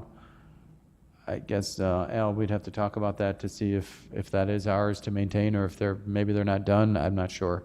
But ultimately, that would be our responsibility. If it is ours now and it's not to your liking, it might fall on the town to make the modifications, like the shark teeth and the yield signs, if it wasn't done already. So Chris, could you check on the status of that, and if the work isn't done, we can make them do it essentially? Thank you. Other thoughts? I don't really know what else we can do. I am interested, Chairman, to know the opinions of the public related to the plan that you guys came up with in October. Because this will. I don't like it. Okay, I think having a crosswalk 250 feet away from a stop sign is silly. And when you're going the other way, when you just want to cross at a stop No, we're- sign, not have to walk 250 feet The- over. the- Cross where there's not a stop sign. Back. They were unrelated, I will point that out. Essentially, the crosswalk, we asked them to put in before we had this conversation. They came up at totally separate times. So we had asked, essentially, Damon came before us for site plan approval on a project they were working on their campus. And we said, we should ask them to put in a crosswalk here in order to increase pedestrian connectivity in the area. Then this came before us a couple months later, where somebody had requested essentially assistance about this here. And if we had at the time, we probably would have combined those two and said, let's put the crosswalk at the relocated stop sign. But because we didn't get them at the same time, we just didn't do them at the same time. So Okay. I Are agree. you able to pull up that picture of the street where Meadowstream and Woodbury are offset? does this suffice up here? No, if you look at the street view one, Okay. my question is on the wisdom of putting the pair of stop signs right at Woodbury. Because if you look at this particular shot, there's barely a car length. When you turn off a Meadowstream, there's barely a car length there where you're talking about putting a stop sign.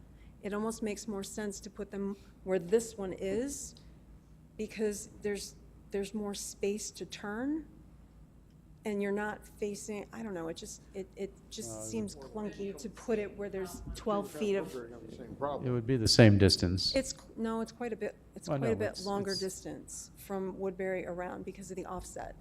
And one of the reasons we did choose the configuration that we did choose was because of if there were people from either side of the neighborhood who use that stop sign in order to get out onto Gettsville, if the way we did it was essentially allowing both neighborhoods to still have one. If we had done it where we essentially if we moved both of them up, they would essentially both like in this case, the way we've designed it essentially is Woodbury would have a stop sign where they could come out on that southern part. And the other side of the neighborhood with Greenbrier has an all-way stop. So that was our logic there. Okay. I'm not saying it's necessarily the correct logic, but that was what we came up with. Okay.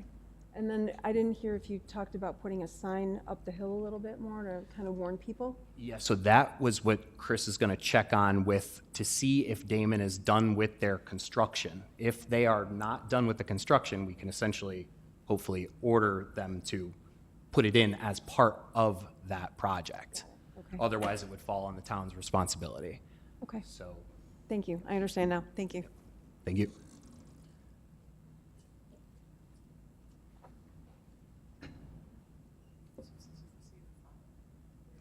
Unless, I mean, as far as, does anyone agree with me about if we do this, should we add in the request to do the stop bars? I don't know if that would be by default, but the stop bars, and I think that's it, because the sub-plaque you said was already done. The lane widths we already talked about, but at least the stop bars, should we incorporate that as part of the request? No. No? No.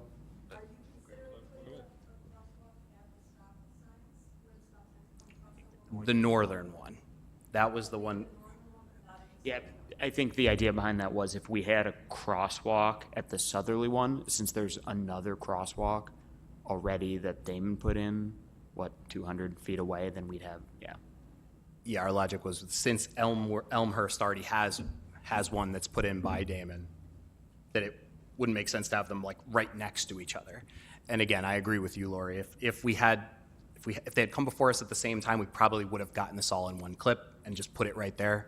So that is a miss on our part, but we're doing what we have. So, Vice Chairman, I would recommend putting in the stop bars, because if you're putting in a crosswalk on the northern portion, you're increasing the visibility of that stop sign. And by not having any pavement marking on the southern always stop, the visibility is going to be less and people might run the stop sign. Yeah, I get it. Yeah, I guess, I mean, it doesn't really hurt to have an extra one. Yeah, sure, why not? is there anyone opposed to putting the stop bars for these, adding that as part of our request? No. Okay. So we don't need to vote on that, believe, right? We're good with verbally doing it, or do you want to vote? No, I think it needs to be part of the record, and when these stop signs get established, I'll make that part of the presentation before the town board, and it'll be a directive to the highway department to install that as part of the stop sign installation. Okay, so we'll vote on it. Is there a motion? I'll motion that we put stop bars. I'll second that. Any conversation? All in favor? Aye. Aye. Any opposed? Motion carries 6-0. Vice Chairman, for the benefit of the resident here, when is that public hearing? May 28th. So the public hearing for the town board in particular on that item. And like I said, we are just a recommendation. We make recommendations to the town board. They could totally decide not to do or follow any instructions any recommendations we've given them. So please go to that public hearing and express your thoughts during your 3 minutes that you'll have at the town board as well. And who knows, maybe they think of a different solution or your recommendations, maybe they're swayed by it and they do take a different path. So this is not the end of the road. Yeah, it'll be here May 28th for the town board meeting, not for traffic safety board. Thank you. So we will close item number 2 and we'll move on to item 4, Willowwood South, request for school zone and pedestrian warning signage. We'll turn it over to Chris for some background on that item.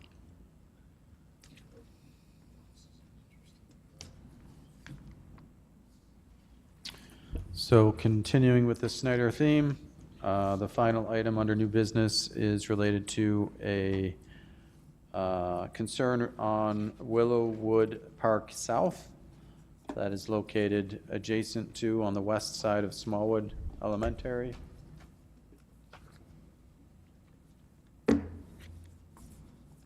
Just pop that up on the screen real quick.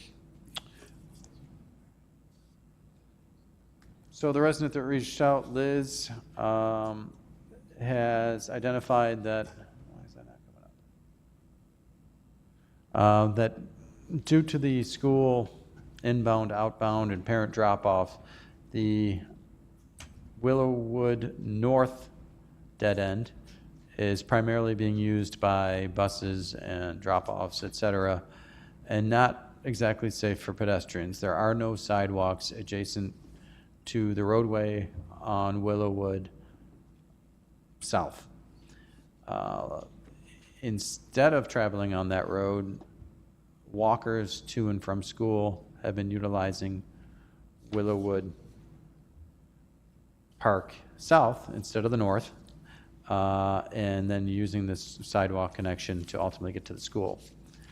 The concerns that were brought forward is that parents are utilizing this dead end as a place for pickup and drop-off, and traveling sometimes at a higher rate of speed, again, where there is no pedestrian accommodations along that roadway. So they're asking if there's some sort of school zone or pedestrian walking signage that could warn drivers that, hey, share the road with pedestrians, as there are, walkers going to and from the school. As with a lot of items that come before the town, we do traffic counts. In this case, we did place a counter. The highway department was kind enough to place a counter during a school week, placed at the end of March. And the speeds are really not that bad. So the 85th percentile is 24. It is posted as a 30-mile-per-hour roadway. You only had one in this direction, the eastbound direction, exceeding 36 miles per hour. Everything else was under 30. Likewise, in the westbound direction, you had 3 vehicles going over 30, but all were under 35 miles per hour. 85th percentile of 25. This has got to be one of the lower speed counts we've ever done. Given the geometry and the dead-end nature of this roadway, I can understand that. 1 second, Dan. In terms of the total volume of the roadway, yes, you do see a peak during the AM time for school arrivals at 37. And that may also coincide with people leaving from work. This counter was placed mid-block, and then it spikes up again around 2 o'clock, probably the same hour of dismissal at 23. So the data itself reflects what the resident is speaking to and specific to potential student pickup and drop-off. Now, I do want to let you know that there is a plan for a future sidewalk within the, in between Willowwood Park North and Willowwood Park South. This would be a town sidewalk to make that connection, whereby allowing the school children as well as parents to walk to and from safely off the road. This was bid out late last year and was not selected to be installed in 2024, although I can tell you there have been additional conversations to potentially try to move this forward. So we're looking at that right now. With that, I'll turn it back over to the board. Thank you, Chris. So we do not have anyone signed in to speak on this item. Is there anyone who would like to speak on this item? Please. And just be sure you state your name and address for the record. Thank you. Hi, my name is Liz Piccolo. This is my son Cole, who goes to Smallwood School. He's in 4th grade. We have lived at 221 Burroughs, which is on the corner of Willowwood South and Burroughs Drive, for 15 years. When my husband and I bought our forever house, we envisioned ourselves walking our children to school at Smallwood, which is a fantastic school. However, we never would have imagined that we would be faced with walking in the street without a sidewalk while cars were actually, even though the traffic study said that they're not going above 30, 35 miles an hour, when you're walking in a street in the snow, it seems very fast when they're doing 25, 30 miles an hour at 7:30 in the morning. I also walk with my kindergartner and my fourth grade student, and we have 10 to 15 other families that walk with us on this path to school every single morning at 7:30. Unfortunately, the way that the traffic flows into the school right now, there's a line that forms down both ways of Burroughs, and it waits on Willowwood North. There's no sidewalk on Willowwood North or Willowwood South, on either the north side or south side of either of those streets. So there's no way for us to walk safely on a sidewalk to get into school. The traffic lines up on Willowwood North, so it's a full line of traffic, people just waiting to drop their kids off. So we're unable to walk on that path, and we're, left with one street. So in the morning, we have our 10 to 15 families that we walk with their dogs, with their grandparents, walking their young kindergarten, preschool children to school, and there are some of them are people that are late to work that didn't get to park into the parking lot, and so now they can't because the line of cars has blocked their access. And some of them are frankly parents that are frustrated with the long wait time and the traffic that has kind of created a stoppage. So they're driving very fast down that dead-end road. They're going nowhere. They just stop at the end, drop their kids off, and rush back out. And they're eluding the traffic line. So I'm asking for help. I originally petitioned to get a sidewalk in that middle median. It wouldn't affect any of our neighbors, sidewalks in front of their houses, since it would be in that middle median area. That was 5 years ago when Cole was in kindergarten, and we're still waiting. It's been 5 years.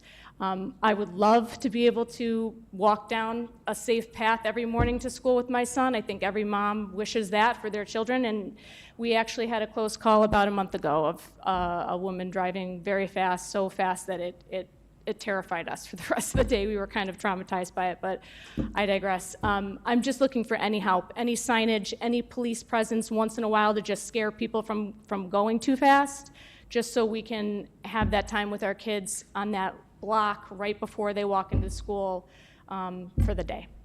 So, thank you. Thank you. Is there anyone else who'd like to speak on this item?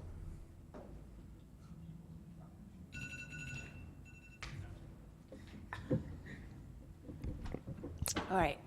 Sam Smith, Fruhoff Avenue. I agree with what that mom was saying. I do a combination of all three: drop my kids off, take the bus when people are not speeding through it, and then walking. So one thing, the image, if you go back to the image of the street view, it doesn't show that is one of the steepest roads in all of Snyder. My neighbor has actually hit ice and taken out a tree on that corner, so you're actually coming downhill at a very steep rate. So in terms of signage, maybe having a stop sign where that Willow Ridge South is, and then also on Willow Ridge North, because people won't stop, and then they'll actually, like she said, you have cars parked on either side, and then they'll go around.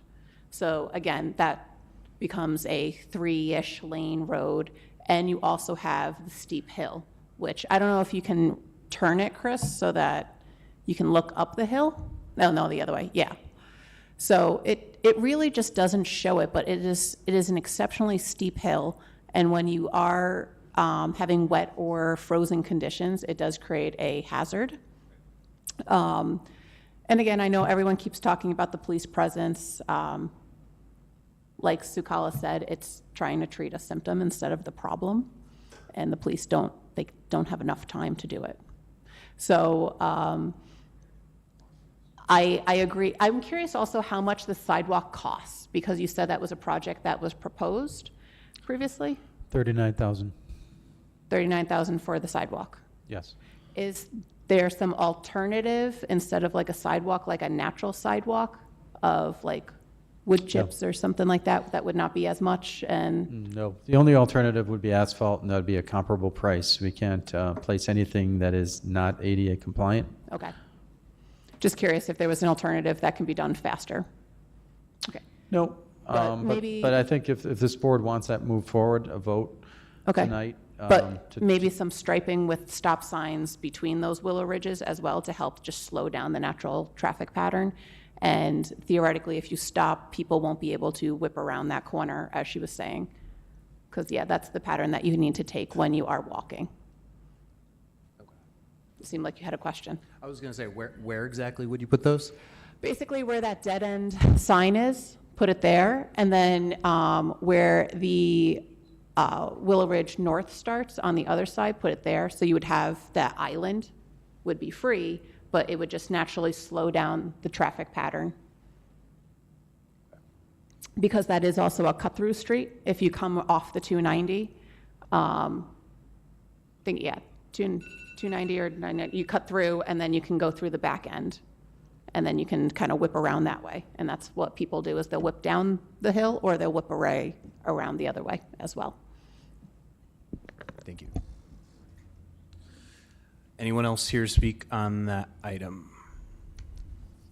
Hearing none, we'll close public comment for that item and open it up to board conversation. I got a big fat question. Chris, can you put up the black and white with the sidewalk plan, please? Why, my question is, why is the sidewalk on the median and not on the part where the residents are? Can't hear you, Kevin.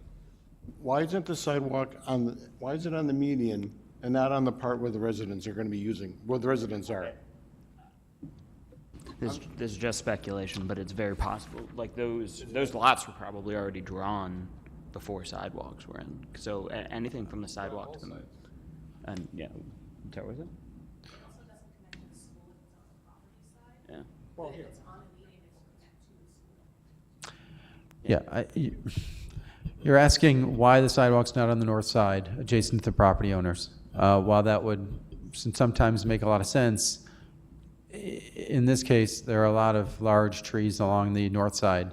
The right-of-way itself is set back, so you could maybe scoot it in, but now it's in the middle of the front yard, essentially.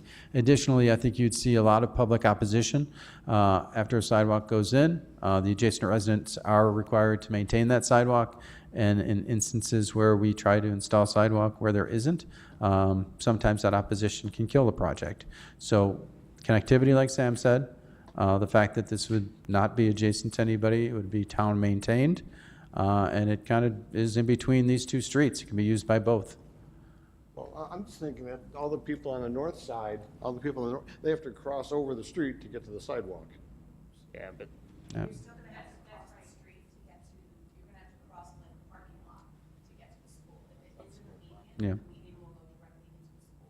Yeah. So where that sidewalk is ending, that is the entrance to the school.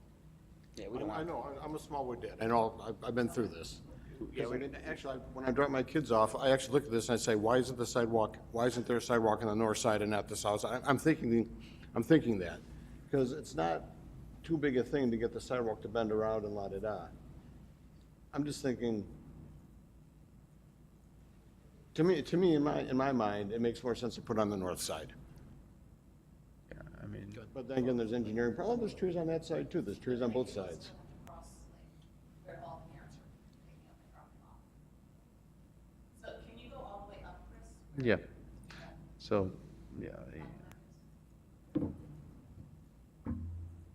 I guess that's where the problem, this is where the problem would be, is right here. So then they still have to cross and people are still dropping their kids off, so then you have an interruption of the pickup and drop off versus the sidewalk would just continue. Connect here. This whole parent pickup and drop off on Willow Ridge is new since COVID. All the parent pickup and drop off used to be on Smallwood in the front of the school, and it was just used by the buses. The buses came down, dropped off the kids, and off they went. Now the buses and parents, okay, what they do is, about half the kids get dropped off in the back on Willow Ridge. Then the buses come in the north on Smallwood. Then the buses clear, and then the rest of the parents come through in that last 15 minutes. So this is all new since COVID. The neighborhood wasn't prepared for this.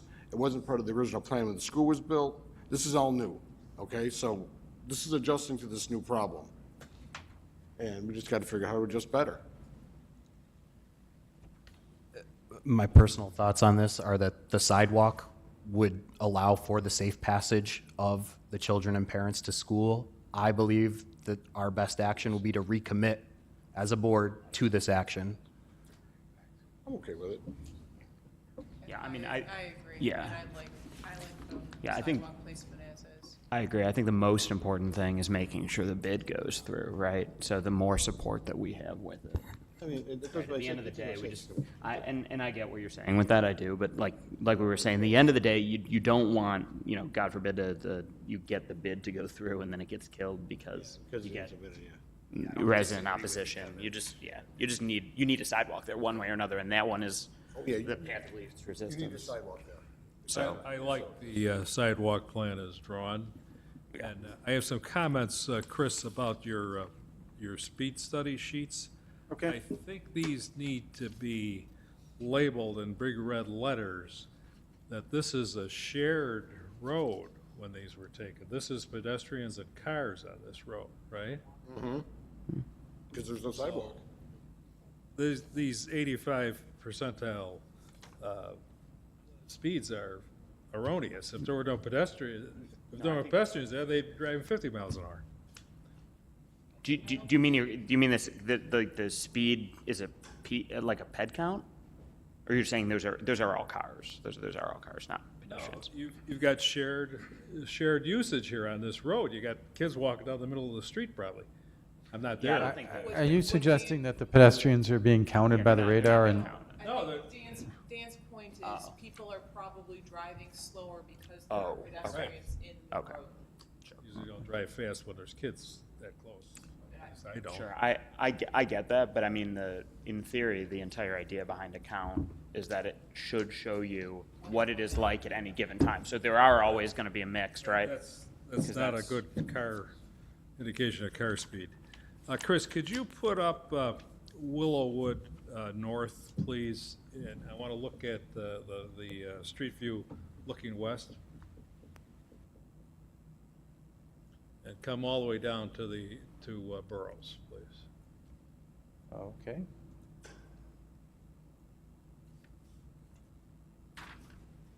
I want to look at the stop sign at Burroughs. When you're in your car, that tree is the stop sign blocked. If you back up a little bit, you see what I'm talking about. There you go. It's probably worse on this side. It's like the eclipse. Okay. It needs to be, No. the sign of the tree. So the book does allow for stop signs to be pretty far from the intersection. So would you like it in front of the tree? Put it on the tree. Couple of nails. We don't put stop signs on trees. One strike of lightning. I do. Al, what do you want to do here? No, it's got to be on the.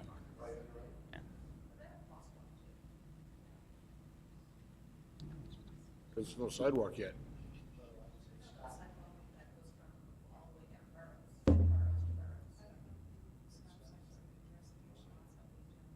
Well, it's not, but I'm just pointing out a hazard that's on your road. I agree. Al, are you amenable to that? Just moving it? Okay. Cool. Thank you. I'm going to make a motion to I don't know how to word this, but recommit to the sidewalk plan, to essentially say to the town board, hey, we believe that this is important and should be installed, and that they should find funding to install this. Quickly. Do I have a second? I'll second. Second from Jennifer. Any other conversation? All in favor? Aye. Any opposed? Motion carries 6-0. So for the resident, we're telling the town board, hey, we believe this is important for child and pedestrian and adult safety to get the kids to school. It is up to them to fund it. So Liz, I will do my part and get this to the town board. I'll shoot for April 29th. It'll come in the way of a change order, because we already have a contract with the contractor specifying item by item, and we're going to switch that around and then let the town board decide if they want to take that action. Thank you for coming. Moving on. Oh, sorry, go ahead.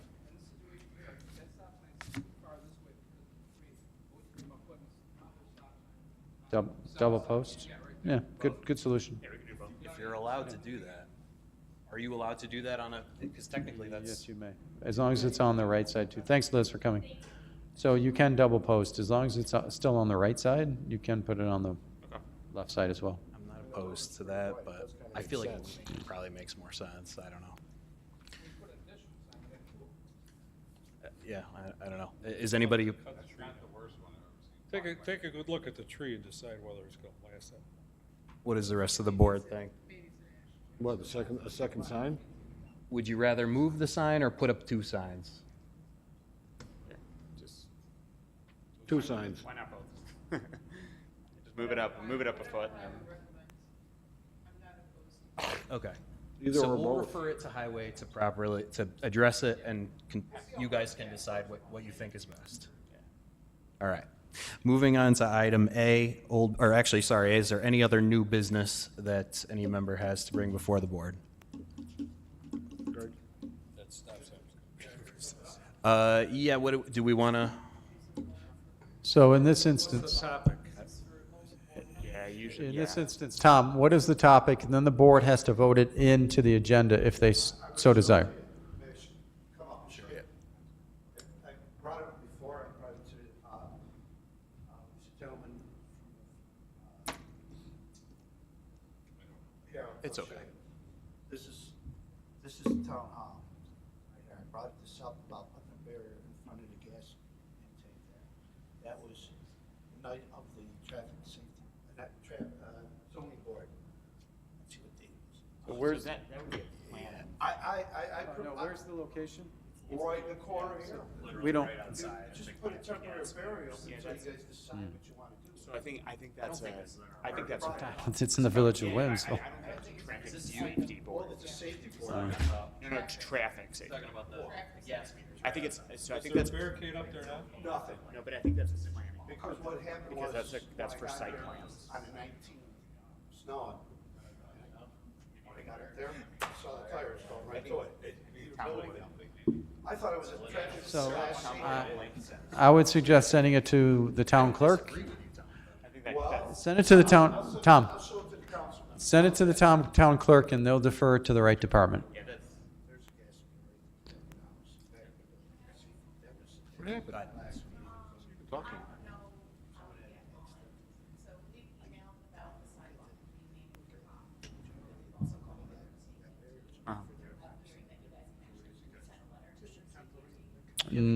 Yeah, so, a resident reached out to me today on that issue, and it's not our purview to determine if it's a pedestrian accessible route, if there's a detour necessary. It's the permitting agency that would require, we don't have any authoritative power.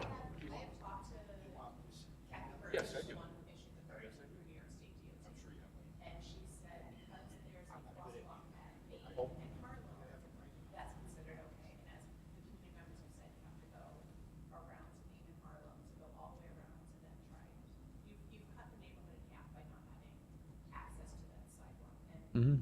For the previous project, you guys had said, well, we can write a letter to New York State DOT. So I'm just curious, if someone can try and create, for instance, within the email that they sent the image of Elmwood with the cement barrier. So what we're saying is, people are still walking in the street, but we're getting into summer season, and you cut basically the main corridor of Snyder off by eliminating the sidewalk between those two streets, and not accessing businesses and people around. So people would like cement barrier so that you can still have sidewalk access. I don't know who else to go to, because we contacted New York State DOT. They said, there's this, crosswalk there. But that crosswalk, as even the town board has said, is not safe because it's you can land an airplane. Like, Brian Cole had been known to say that within the news articles when we first started talking about this, which is why they're doing reimagine Main Street. So I don't know who else to contact because it's isolated the community, cut off the pedestrians, and we're going into summer season now. Are we allowed to, can we? No. We can't say anything? We No. can't even send a letter It's- saying, hey. Is it, hey, No, it's not our purview to dictate what the DOT does with their permitting and providing the right pedestrian access route along that frontage. It's a state DOT decision. It sounds like you don't like the answer to that, but we can't override them. I'm just curious because it was one of the other things you guys said, well, we can ask. Yeah. So I'm just curious why we can't. 'Cause this is an ongoing construction activity that we don't have the authority of. We don't disagree with you that the sidewalk should probably be open, like that there should be pedestrian access. But I mean, I default to Chris in terms of like whether or not we have the ability to essentially recommend that if they're not going to listen to us anyway.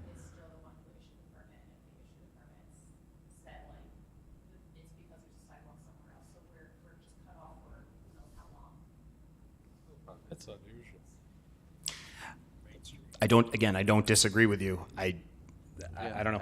And there might be other reasons. I mean, those Jersey barriers are now a deadly fixed object. Maybe they don't like that right next to Main Street. You know, there might be other reasons to why they made that determination. The town's not in a position to question their. Okay, we're going to move on. Does anybody on the board have any new business to bring before the board? Hearing none, we'll move on to old business. Item A, Lamarck Engineering striping concept, highway response, and public outreach in that order. So at the last meeting, member Dan Ryder came up with this concept for Lamarck between Kensington and Worley, essentially allowing parking lane on one side, striping it so there's two 10-foot wide lanes. The idea at that time was to come up with this concept and then send it to the highway superintendent to determine if this is even an option that would be considered. That memo was sent to Highway Superintendent Stephen Floss. To date, I haven't received a response on that. Al, I don't know if you have an update on that, but before we even went to the public with an idea, we wanted to make sure it's even an idea that would be entertained by the highway department. Like I said, we talked to the highway superintendent. We're not closing the door on the idea, but like anything else that we have to do, we have to find a funding source. One of our concerns is, though, once you start striping these side streets and these roads and create something like this, what's going to force it? The next thing it'll be Lamarck, then it'll be Darwin, and then you're going to be getting kids that are going to be striping almost all these subdivision roads. Like I said, it starts out as a cost factor as of right now. I mean, if we figure it out, it's going to cost probably about $2,000 to stripe it. Like I said, I'm hoping for another CIP this year that I can do some of this extra striping. As of right now, it doesn't look good, but we'll have to see what happens. Thanks, Al. Chris, any other stuff, or should we do? That's all I have on this item. All right, so we'll open it up to public participation. I don't see anyone signed in for this item. Would anyone from the public like to speak on this item? Hearing none, we'll close the public comment period and open it up to board conversation. Anybody have any thoughts or any motions?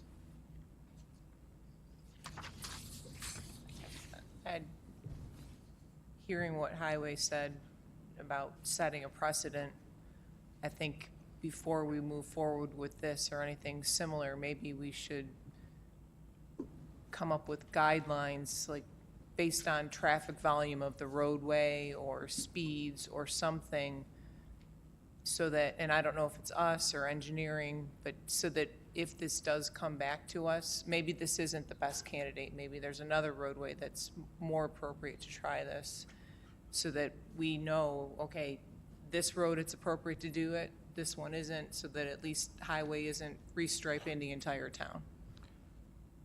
Well, the counts would be very different on Huxley and Walton than they are on Lamarck and Darwin, because both of those are cut-throughs to Main Street. The counts would be very different. I think it's a good idea to have a guideline, if we're going to even think about something like this. Because what else says is you can't be striping every street.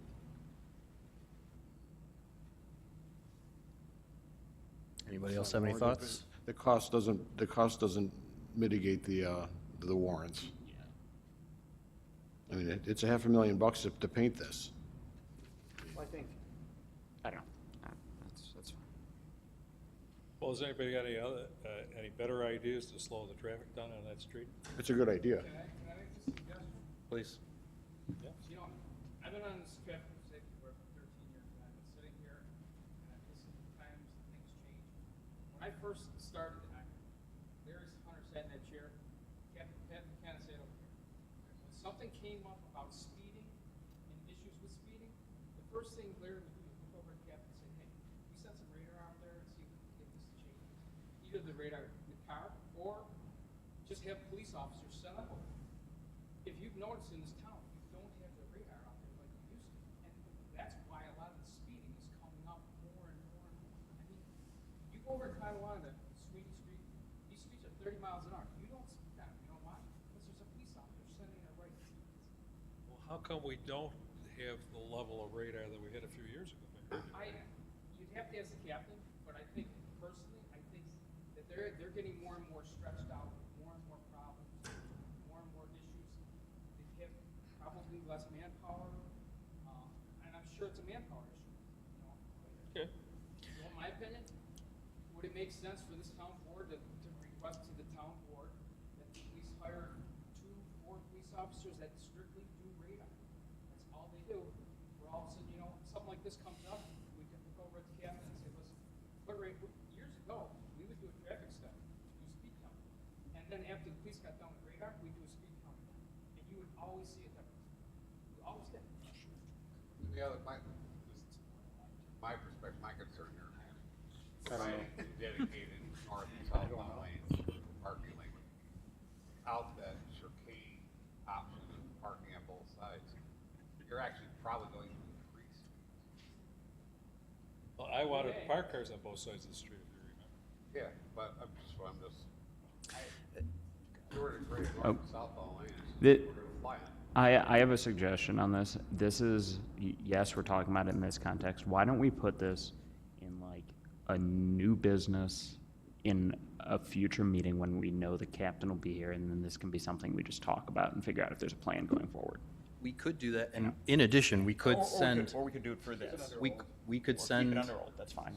And we could send a letter even tonight, the same letter. No, I think, I do agree in general, but I think just with the captain here, figuring out what the best plan of action, because, you know, it's kind of, yeah, so. Yeah, if you guys want to do the memo, we could make it so they hit it hard and then do a post-study like Al suggested and see if that's effective. And maybe do it more often. Sure. But yeah, I think the prudent one in this situation is table until the captain's here, and because this is a specific issue of the police force, right? And the police department is not being represented at the specific meeting, right?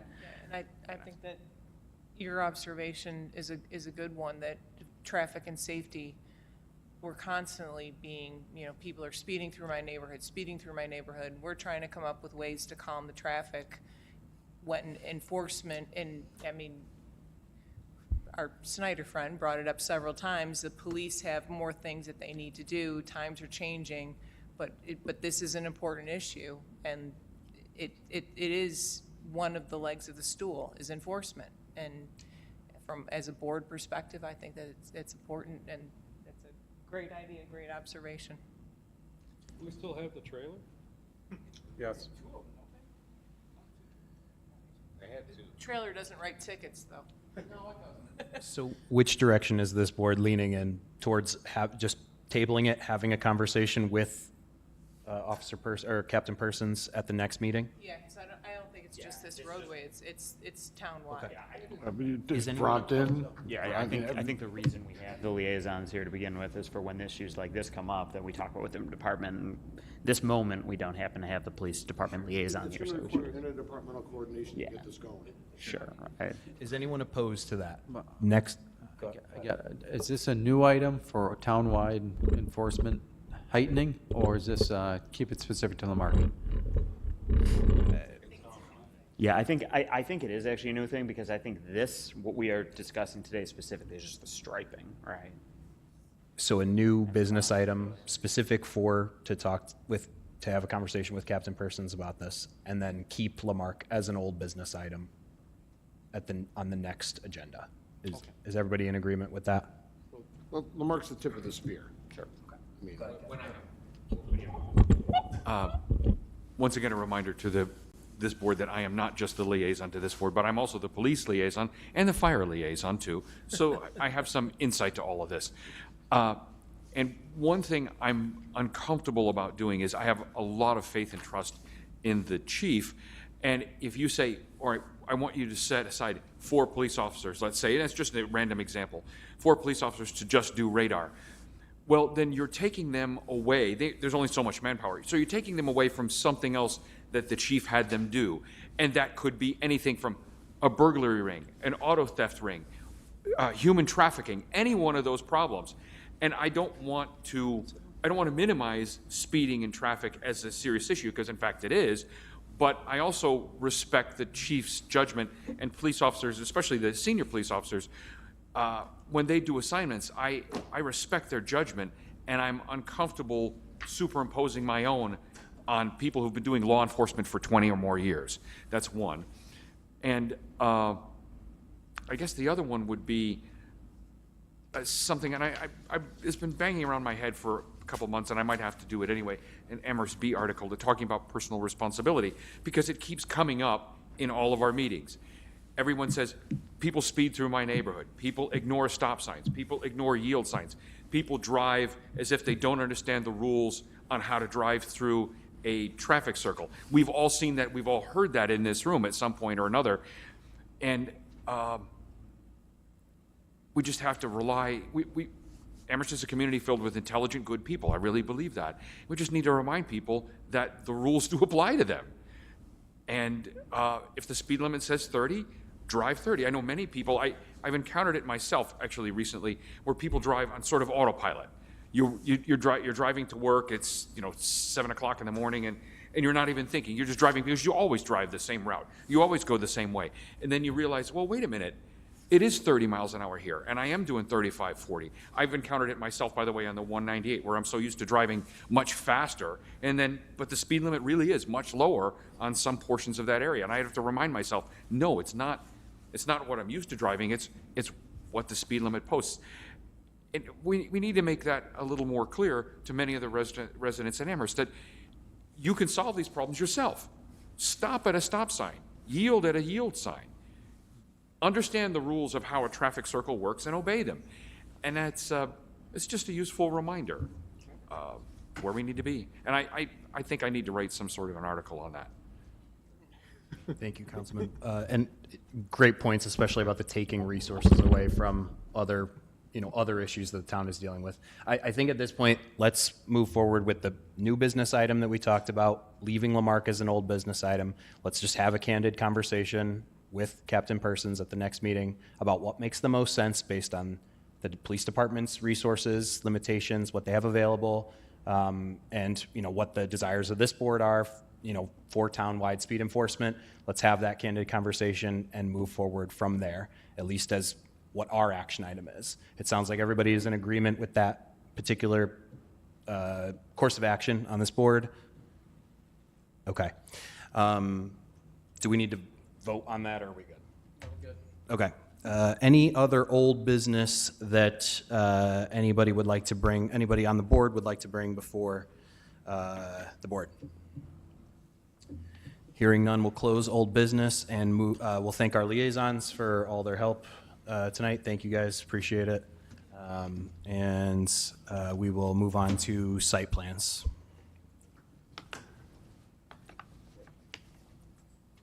You guys want? Sir, in the back right. What are you here for a particular item? You should introduce yourself.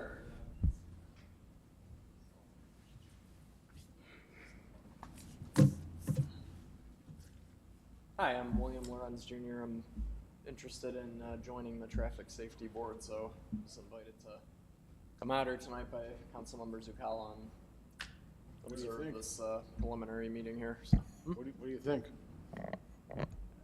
I think you guys discussed some very important issues. It's evident by the people that come here to speak out, especially about making sure kids can get to school safely. So, yeah, I would certainly like to be a part of the board here. I've been on this thing for 10 years, and this is the first time that we had a meeting that was dominated by one neighborhood. Yeah, he's right. It was all Snyder. It was all Snyder tonight. So that's why I had. Yeah, and the same I live people on Ivyhurst, discussing so I multiple issues. sympathize. I did want to ask, though, about the time commitment. Is it the one meeting a month, but in general, what do you do to prepare for that? First Wednesday of the month, every month. And I'm assuming you receive something before that? You can have mine, actually, this is what you've been asked to read. Yeah, you get a packet of information that Chris and Cindy put together, and you go read through it, look at the maps, look at it on Google Maps, go drive to the actual location, walk around, whatever's necessary to fully understand the context of the item in question and what the request is for that item. And it's, I would say probably on average, plus the meeting, maybe like 8 hours a month, depending on how many items there are, how in-depth that is, how much time you spend driving around to each of the specific items. I go over the minutes, I copy edit the minutes heavily, and that takes a few hours, but that's just what I do. Do you have any meetings, like any No, sub-meetings? Other than no, there's no meetings in between this. We meet once a month, except for July, and the majority of the rest of it is, studying the material and checking out the locations. So, if you're interested in traffic and safety and you like looking at code books that say where you can put various signs and you actually want to do the work and be committed to improving the town's street network, and pedestrian accessibility, bicyclists, all that sort of stuff, then we'd welcome you to this board. You gotta love traffic circles. He's kidding. I have some familiarity with the MUTCD. It was in private practice for 10 years, and one of the cases involved an issue with somebody, not following the right of way and ended up getting in a car accident. So I saw great. those initials pop up, and I started having flashbacks. Like, oh boy. Yeah. Well, thanks for coming, I am an William. attorney, yes. Oh, that's I great. currently work at the clerk's office, actually, so I'm in government in my day job. So Well, thank you for coming, and hopefully we see you as a member of this board on this side soon. There's another facet. You also get to review the site plans of upcoming stuff for like parking and traffic flow and things like that. All right, in the interest of time, let's move on to site plans. He needs to know the full commitment. how late do meetings usually go? This is a little shorter than usual. We've had them go as late as 10. Yeah, we've had them go to 10:30, 11. This is a pretty active meeting. This is usual, 10 o'clock or so. I should turn off. I don't know why. The but City you're of still Buffalo working. School Zone. Okay. Check.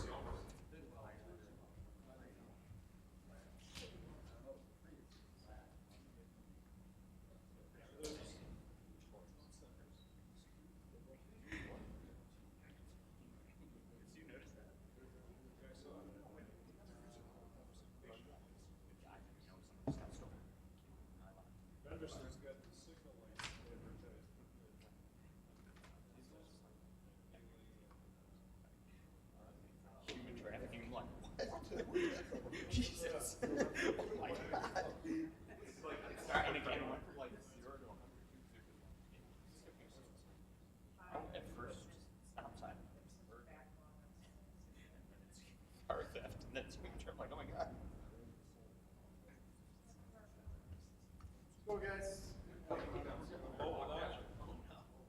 Well, this is a big one. So, Scott, do you want to explain, like, this weird sequencing? This is not part of the Costco law. It's required as part of Costco, but it requires changes to the Boulevard Superstores. Largely, mostly down here. So they submitted a separate application for the adjustment on the west side, including the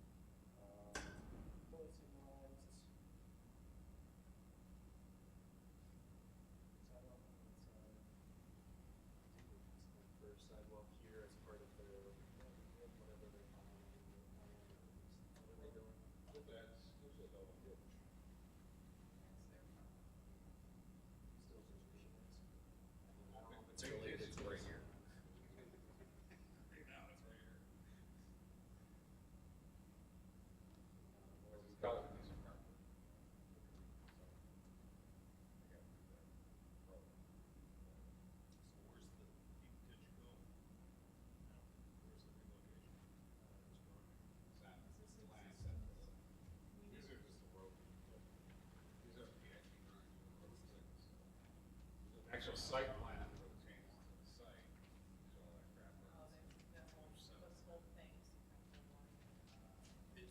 Case on this one?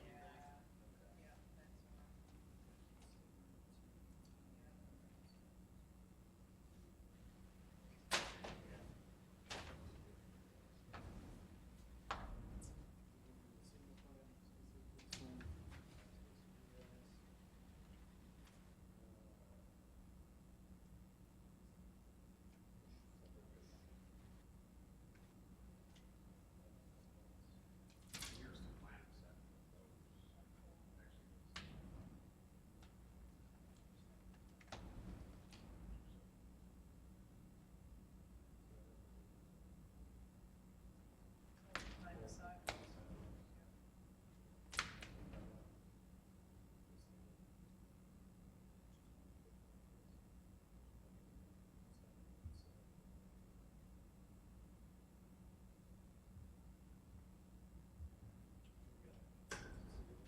Well, it's actually part of this.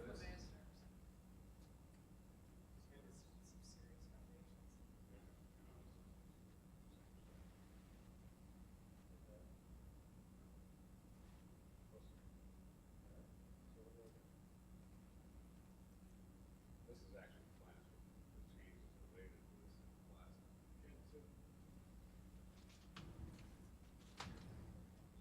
It's kind of like what we had in the community. Separate the road stuff, site plan.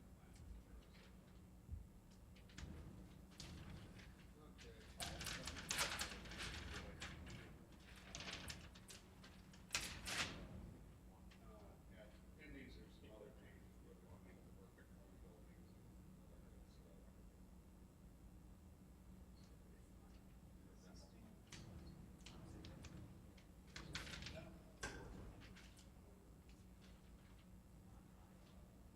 Or this is all just change down at this corner.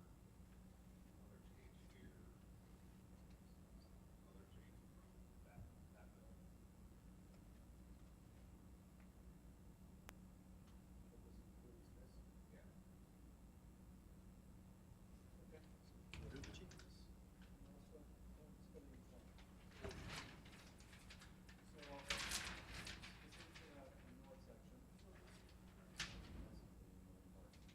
Another change from that building. Yeah. Okay, this is the former Kmart, former Christmas tree shop. Okay. They're tearing, they can actually make the sidewalk wider, use some of the parking.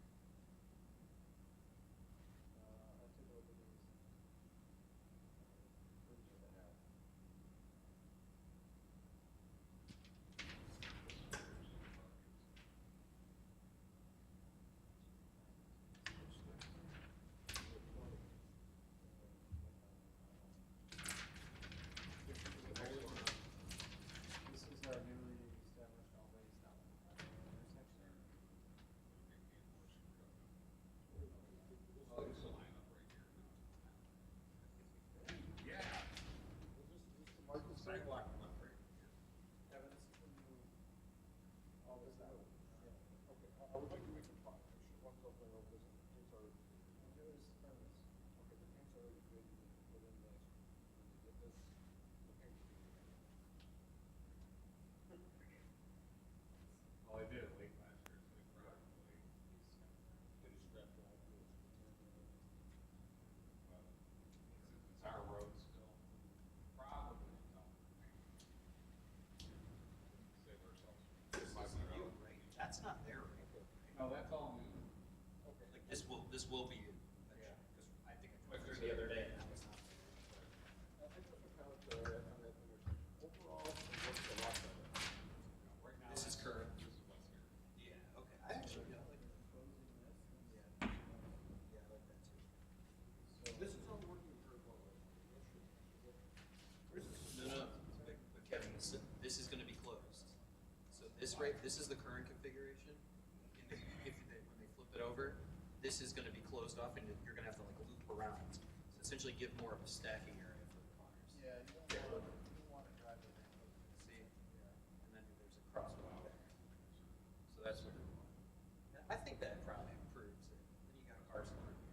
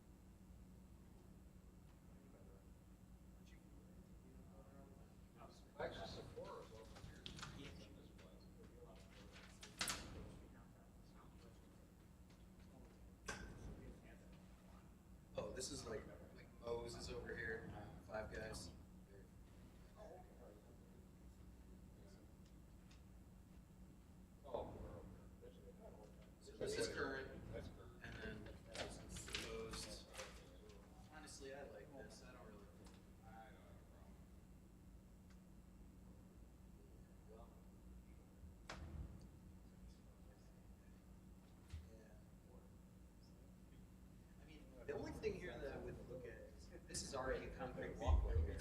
I would like for them to continue the sidewalk here. I mean, I know you can walk on this side, but like, why provide pedestrian, why not continue the pedestrian connection to here on this side too? I don't know if that's a good comp for it.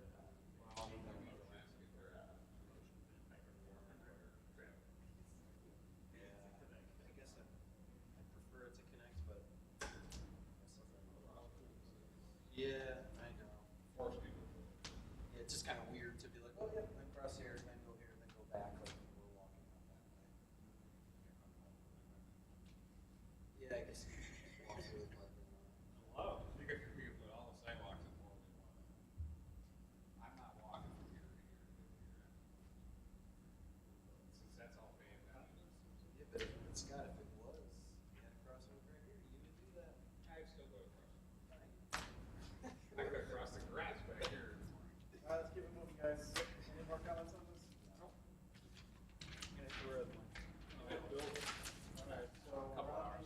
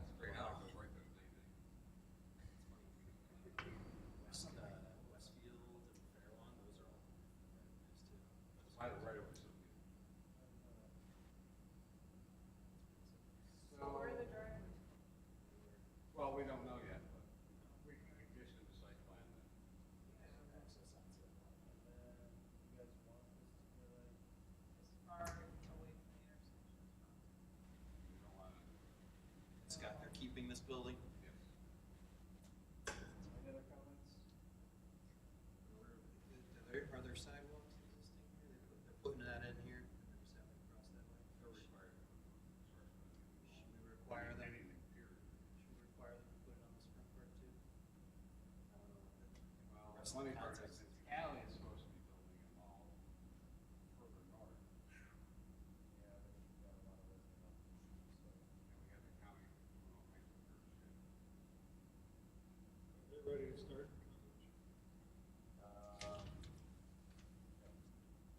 So do we want to ask for that or not? Sidewalk on Newman Road.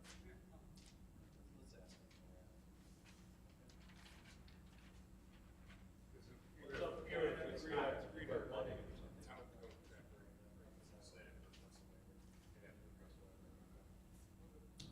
I figure asking for it.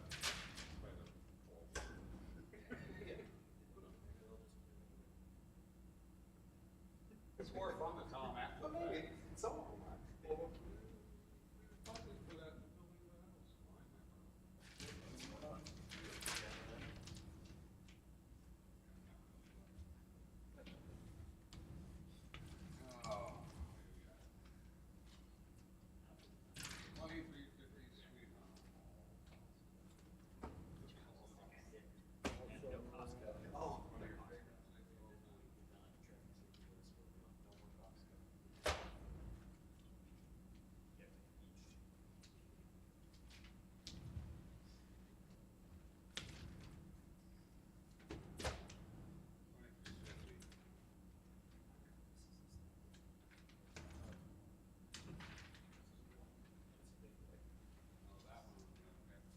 Hey guys, this is the North Alley Street and Sweet Home intersection. This should be clear to you guys because we have this as an item where the people who currently live here.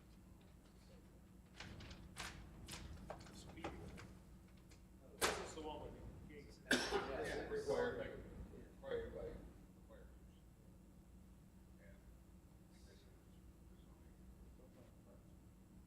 So what's changing? So, you guys suggested that this gate disappear, and that this be opened up completely, and would you like this recommendation to move forward as part of the site plan? Can, but I can't enforce it. Not that, but stop working for it. So in order for the, that change, town board would have to do. We would have to go back to the town board, so we would have to petition the town board, pay the fees, request amending conditions of the zoning right now. So right now, talking to the petitioners, they don't want to go through that at this stage, but we can still put it as part of our. Okay, so then the only way in